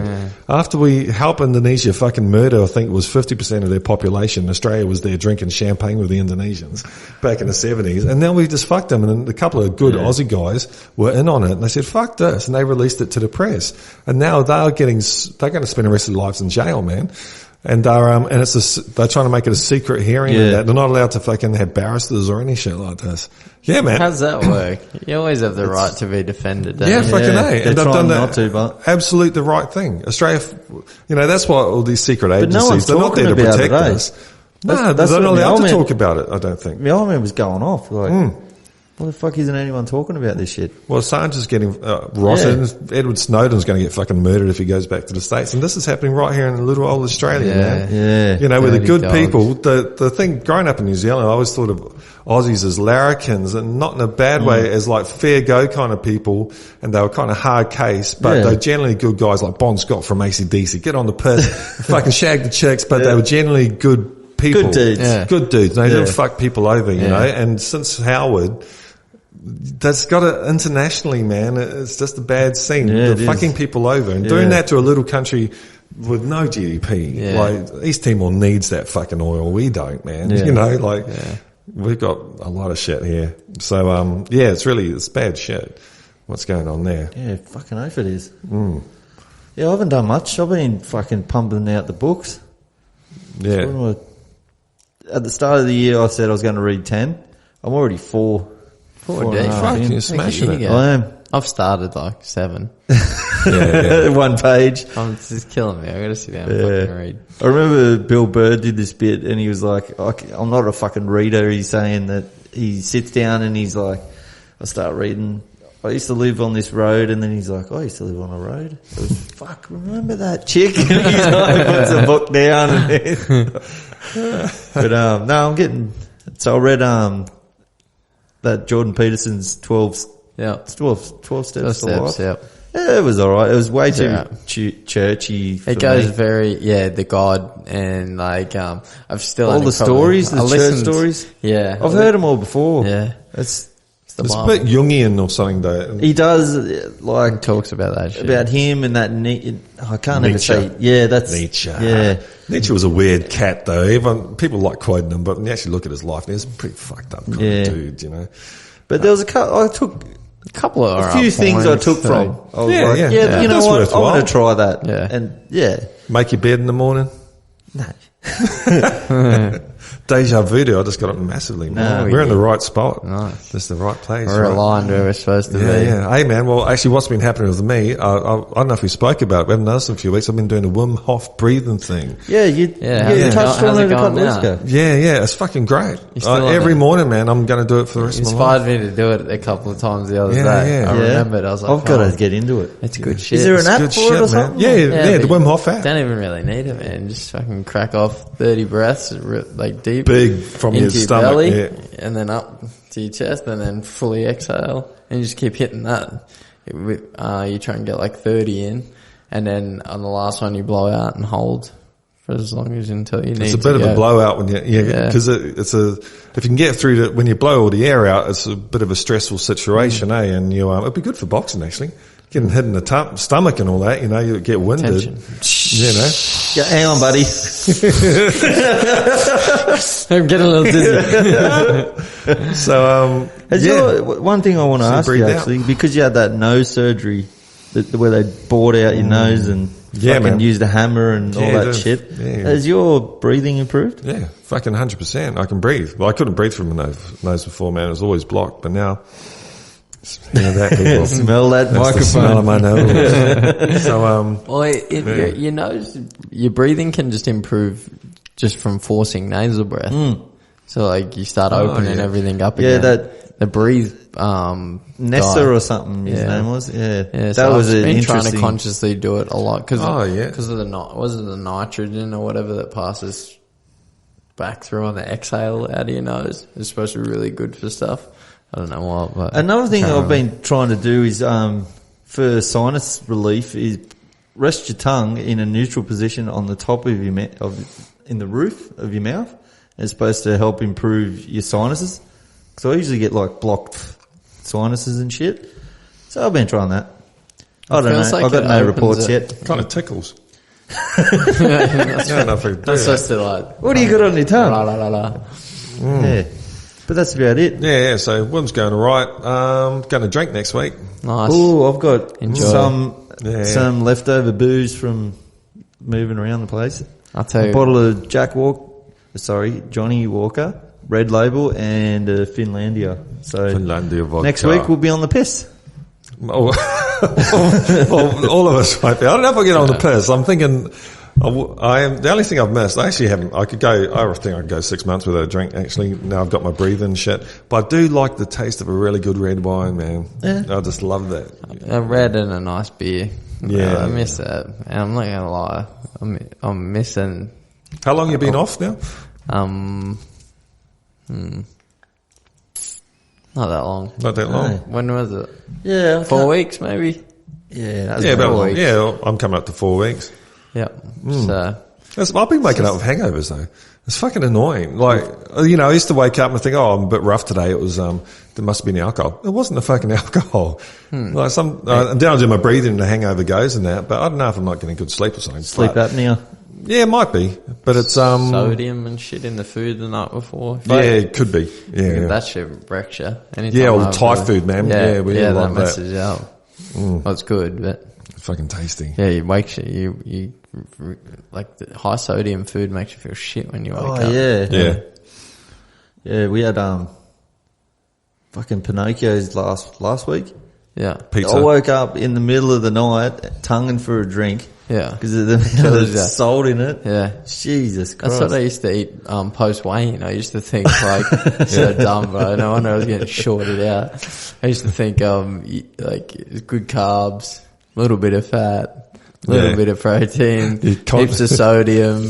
I'd just be like loading it in there. You get massive, but I'd always wake up dry as shit, like in the middle of the night, and I'd drink like more fucking Gatorade, and so it's so dumb. How'd you sleep before you fight? Not too bad? Yeah, but like, depends how hard that, so before Solomon, cause the cut was hard, my stomach was aching eating the food, and I was only, like, got it all down to it. Cause it was only, science, but it was just like the second little meal that I had, I was like, I was in agony. Just through digestion and stuff, it must be like everything adjusting. Yeah. But I think I still sleep. I just pass out because you're like, fuck, your body's so just tired like, and shit. finally. And got like, because I don't let myself go to sleep till I've got everything in that I needed to. It's just like happy to be refueled. What's your longest fight camp you've done? Like weeks? Because you've done some fucking long ones. I've done some stupid one for Quinlan the first time. That was Before in 2000. Yeah, we went to America and. Oh, I wanted to talk about that. Yeah. So we're back to the fighting podcast. Quick spin back. Quick spin back. When you went to New York. Yeah. And you went and sparred fucking, what was his name? Saddam Ali. He beat Miguel Cotto on his best night. Yeah. That was his career highlight. So let's go through that because I don't think Matt knows that story yet. Or the listeners. That was cool. Yeah. So we went to, I must have trained for, so it was a big fight at the time. Quinlan was still like right in the mix, and there was one of the big casino shows happening, and we'll match for that. And we must have trained for fucking 10 weeks before I went. It was ridiculous. I was in ridiculous shape. And then we'd planned to go do like, I think it was 3 weeks in the States and then come home 2 weeks before. And so we went over to Boston first, where Nudge's brother lives there. And we went and we did some sparring with a guy called Greg Vendetti. They're in the best old school gym, like in an old basement. Like you went down under this building, and the coach, old Joey, his name was, a great guy, slicked back. Yeah, maybe classic. Old, kind of Italian, like white shirt. Hey, how are you boys? He's just waiting for him to have a ciggy in his mouth. He had his little office. There's the ply boards for people to skip on, a couple random bags. The ring had fucking like bumps in it. It was so dangerous, but proper old school, like authentic boxing gym. Yeah. So yeah, we went in there and sparred with Greg Vendetti. He fought for a couple. He just fought Arislan De Lara for a world title. Good sturdy guy, like he can give me good hard few rounds, and then I started like he probably got the first half and I got the second half of the spar, so that was cool. And then we went out to New York and we stayed in Brooklyn, and then we teed up sparring with Saddam Ali in this in his gym. How'd you come about that? We had Kevin Rooney Jr.'s number. Oh, yeah. Yeah, we got that off Billy Hussein. They're just pretty good mates with Billy. So he hooked us up with that, and he organised it for us. And Saddam was getting ready for his first defence of his title, and that he just won off Miguel Cotto, but he was fighting that Jamie Munguia, and no one knew anything about him. So they'd done this camp thinking they're just fighting some fucking Mexican. There's not much chop, and he turns out to be a beast. And anyway, so once we teed this, we trained at Gleason's for a bit, which is more of like, it's a public gym now. Sick. Still looks really cool. They've moved it to a new location, heaps of rings, heaps of like old school coaches there still. We met Hector Roca. Nudge had met him before. He trained Arturo Gatti in the early part of Arturo's career. He's trained like maybe 32 world champions or something. He watched his knows train, some shit. Yeah, and he was like, he's like, you're a good boy, technically very good. He just showed us like one thing. Like, like just tweak your uppercut, like turn your hand more. That was it. That was all he could pick. So that was cool. Like, that was the most been around him. And anyway, we go to this, so we're driving through Brooklyn. I don't know which suburb it is or whatever, but we get out in the street. It's just like a normal street, and then you go through this door and goes down the stairs. It's on a lot of the it's been on 24/7s and stuff on the HBO build-up shows. It's so sick. You walk down, it's like underground little basement, small gym room, like a ring. You know, there's like rock walls, and then they just kind of concrete it. It's a bit like that. Like just a few brown leather bags there. The ring with like a, MGM canvas type thing on it, and Saddam in there. Who else had a couple of good. So as you come in, good little fighters. We met his dad. We found his dad first. His dad, top guy, and brought us down. Oh, you had to do some rounds with Saddam. They didn't even know who I was. Like, oh wow, that's awesome. It seemed a bit weird. Like, this was his last spar before he's defending his world title. Grab some random. It was a bit odd. And anyway, I jumped in with him. I chatted to him. I was like, fuck, thanks for having us and whatever. And just boxed with him, no problem. They were pretty impressed. Like, I boxed really good. My shoulder was starting to get twingy, but like I think like one of the rotator cuff muscles was just tension. So I did maybe 4 rounds, and then jumped out. Was going to get back in, and it was just like, it was going nuts. I was like, was it? Yeah. But super happy with how I boxed, so that gave me a good bit of confidence. But like just a blowout, just being in that gym after seeing it in the 24/7s, and it's just in the community, and like you just go down these stairs, and like Denny Jacobs, trained there that fought Canelo a couple of fights, world champion. Like heaps of guys who use that gym that are just top level. So just being around that shit motivates you. Yeah. Like, it's being over there just makes you feel like you're doing it for real. Yeah. But you see why there's opportunity because you're in the gym with these guys and they know the who's who. Like you hear them talking about so-and-so that's the executive for Showtime or for sure. Bob Arum or, you know what I mean? That's how they're making it. So if you want to get those fights, you kind of need to be there really. You need to be in the odds. Like if you're over there sparring and stuff, at least you're in the mix. Like if you stayed over there, you can see how things would happen. It's a big, big pond. And you want to know how to fight. But I think just being around there, sometimes you can see how the opportunities would come up. Land of opportunity. It is, You can get lost, but you can find your way too if you battle hard enough. Yeah. So that was a blowout. And then, unfortunately, Quinlan got injured. He had to pull out. And we started looking for another opponent, and then my shoulder went spastic. Oh, shit. And it was just overtraining, obviously. I trained like an animal for like 21 weeks. It was stupid. Yeah. Did you have before the Quinlan fight, didn't you have that Japanese guy that you were going to go fight as well? After when we got home, it was the drop off. I had maybe 2 weeks or a week off.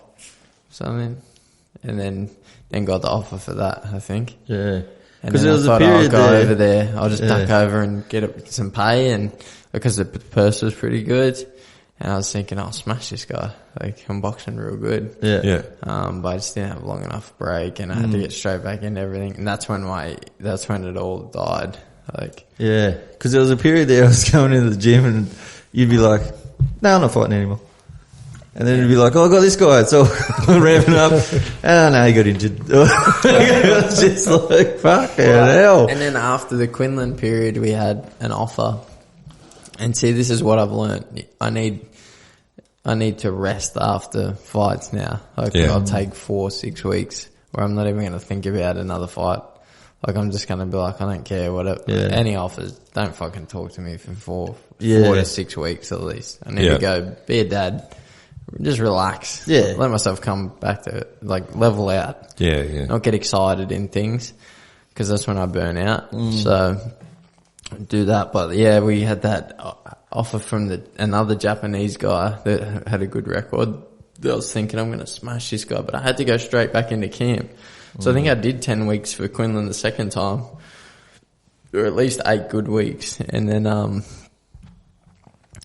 And then fought, and then like a week, 5 days later, I'm walking through picking up ice cream and shit in Woolworths, and I got the call about this other offer. And I'm like, oh yeah, I'll take it. Fuck, why not? I'm killing it. I'm buzzing off that last one.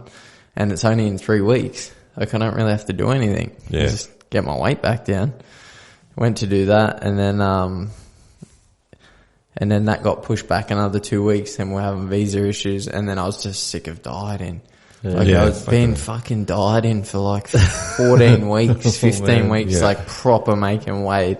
I was like, fuck this. I just was sitting on my lounge one day and I thought, nah, I'm not doing it. I'm pulling out. This is shit. I'm burning out now. So, pulled out. Then we got, someone rang us, a promoter rang us about a Zarafa offer. Shit. Yeah, and I was going to take that fight for peanuts. I just wanted to fight him. Like I thought I thought I could beat him. Like he's not, he can say whatever the fuck he wants, but he's not, he keeps going on trying to stay relevant. Like, he's no Tim Tszyu. He's guys that he's fought he fought Kell Brook and he fought Peter Quillen. But like, who the fuck else has he beaten? Like, just those two marquee names. They're easy to fight guys like that because you lose and it's they're world champions. There's no loss off that when you're going over to their home and you put in a valiant effort. And Peter Quillen, he got blown out and did 12 rounds of Kell Brook. Like, who cares? That's no big deal. Anyone can go and lose to them guys. Yeah. Like, it doesn't take anything away from you. There's no risk. So, right. So anyway, there's fucking a bit of a thorn in my side about that. And then, so then they offered us Tej, and then something happened with that, and we saw, and they pulled out on us on that. And then I just thought, this game's too much sometimes. Because it's not like you're just going to the gym. You know, you're like not going for the emotions. You're peaking. You're trying to peak. You're worrying about weight. You know, you're trying to keep yourself mentally focused. Yeah. You're getting up for that guy and then drop. Like, if you get a fight, like, you get a big name like a Zaraf or something, like, he's a marquee name in the middleweights now, right? Yeah. The only guy under him is Isaac. He's the new hot shit. But, you get a name like that, if you get some sort of regional belt, you probably take their ranking. Or you at least, like, so I'm thinking, oh man, if I can beat him, I might be sitting at like number 10 in the world or something. All of a sudden opportunities open, and I'm thinking then there'll be some paydays, and I could just, you know, that's a big come down to come off, like, after that. But that's just part of the sport now, and I understand that, and that's what I mean about taking breaks and not rushing things, not getting over enthused. Yeah. And I'm just doing it for me now. Like, I don't depend on it. So anything that happens is, in terms of, like, you know, purses and whatever, they're all just bonuses now. Yeah. So I don't have to. They're nice bonuses. Yeah. What about before we wrap it up? Just the youth you've got coming through. I know you're pretty happy with the younger kids. Is there any fights for them coming up, or is it all still too much COVID? No, the tournaments are coming back for the kids and that. I don't know when we'll be on yet. Maybe in April. But yeah, we don't have any of them matched as of yet. But I'm sure as we get closer, a few of them will be on in April. And it's hard, man. It's hard with the kids. Yeah. They got such long, like, you see so many people come in and come out. It's hard to get really excited about anyone anymore, if I'm being real honest. Because, you don't know how long they're going to last. The actuality of anyone sticking it out, like, if you look at me and Nudge, who else is there? There's no one else has stuck it out. Yeah. So it's like, and Nudge is a great technical coach. Where's the other kids? No one lasts. Well, it is probably one of the toughest fucking sports out there. Yeah, but I think people want things too easily now too. They don't understand there's a process involved. People think they're trying hard when they're not really. You know, they're not willing to dedicate their whole existence to something. Like, that's what you have to be ready to do. Because this is not a game. Like, you can die in this sport and you do lose bits of yourself. You know, every time you step in the ring, that's the reality of it. So you got to be prepared to go through that shit. And if you can't even go through a few hard weeks of training, or a disappointment of someone pulling out, or I've got to diet for a couple of weeks, or, you know what I mean? Hey, diet's hard. Yeah, but how are you going to ever do what's truly hard? That's it. You know? When those hard things come knocking, like, you're going to fucking fold. So. Well, what was it Goggins was saying? Everyone, like, most people only put in 40%. They don't even know about the other. So the governors. It's like we do these sessions. Right. There's this session we do at the start of a prep now, like 30-second max effort sprints. Is that at Forte Boxing in Shaban Street? Don't worry about that. Just stop with it. We're at capacity, guys. 30 seconds, max effort. Most people can't do that. They don't know how to take the that limiter off. You pace yourself. But if you get on the air bike or you get on the curved treadmill. You mean the devil bike? You get on the sled and you give 30 seconds of absolute maximum effort. Like, you die. You only have to do 4 to 6 of them in the session. You're doing 3 minutes of work with 3 minutes rest in between each one, and you're fucking destroyed. Oh, yeah, I can imagine. That's what I used to do. I went to the gym. I don't know for the last 30 seconds, but I was get on the rowboat, row machine, and just fucking go mental. And everyone said, what's up with this guy? But I just hate being in the gym. I thought, well, if I can just go fucking go mental and burn these calories, go for it, you know? Yeah, so there's a science behind it. Like, that's an aerobic session. even that's the logic thinks like it's really high intensity, but like there's some the science works out as a quick way to build your aerobic base. Yeah.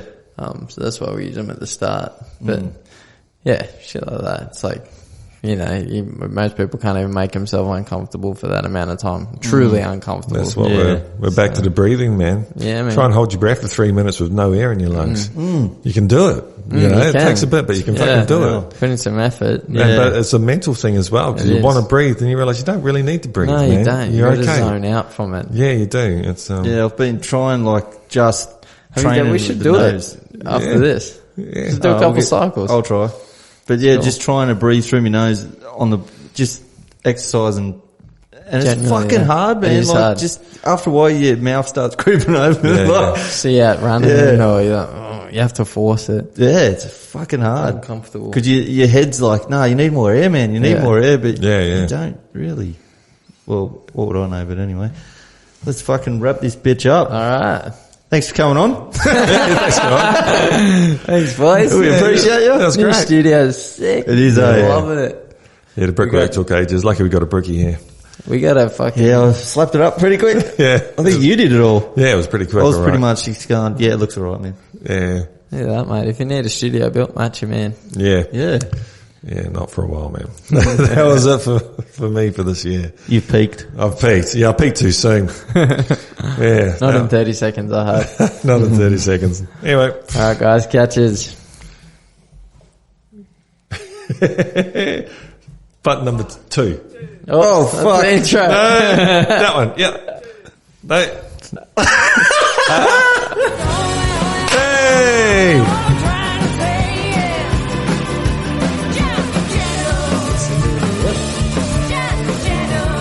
That's how long the podcast is done.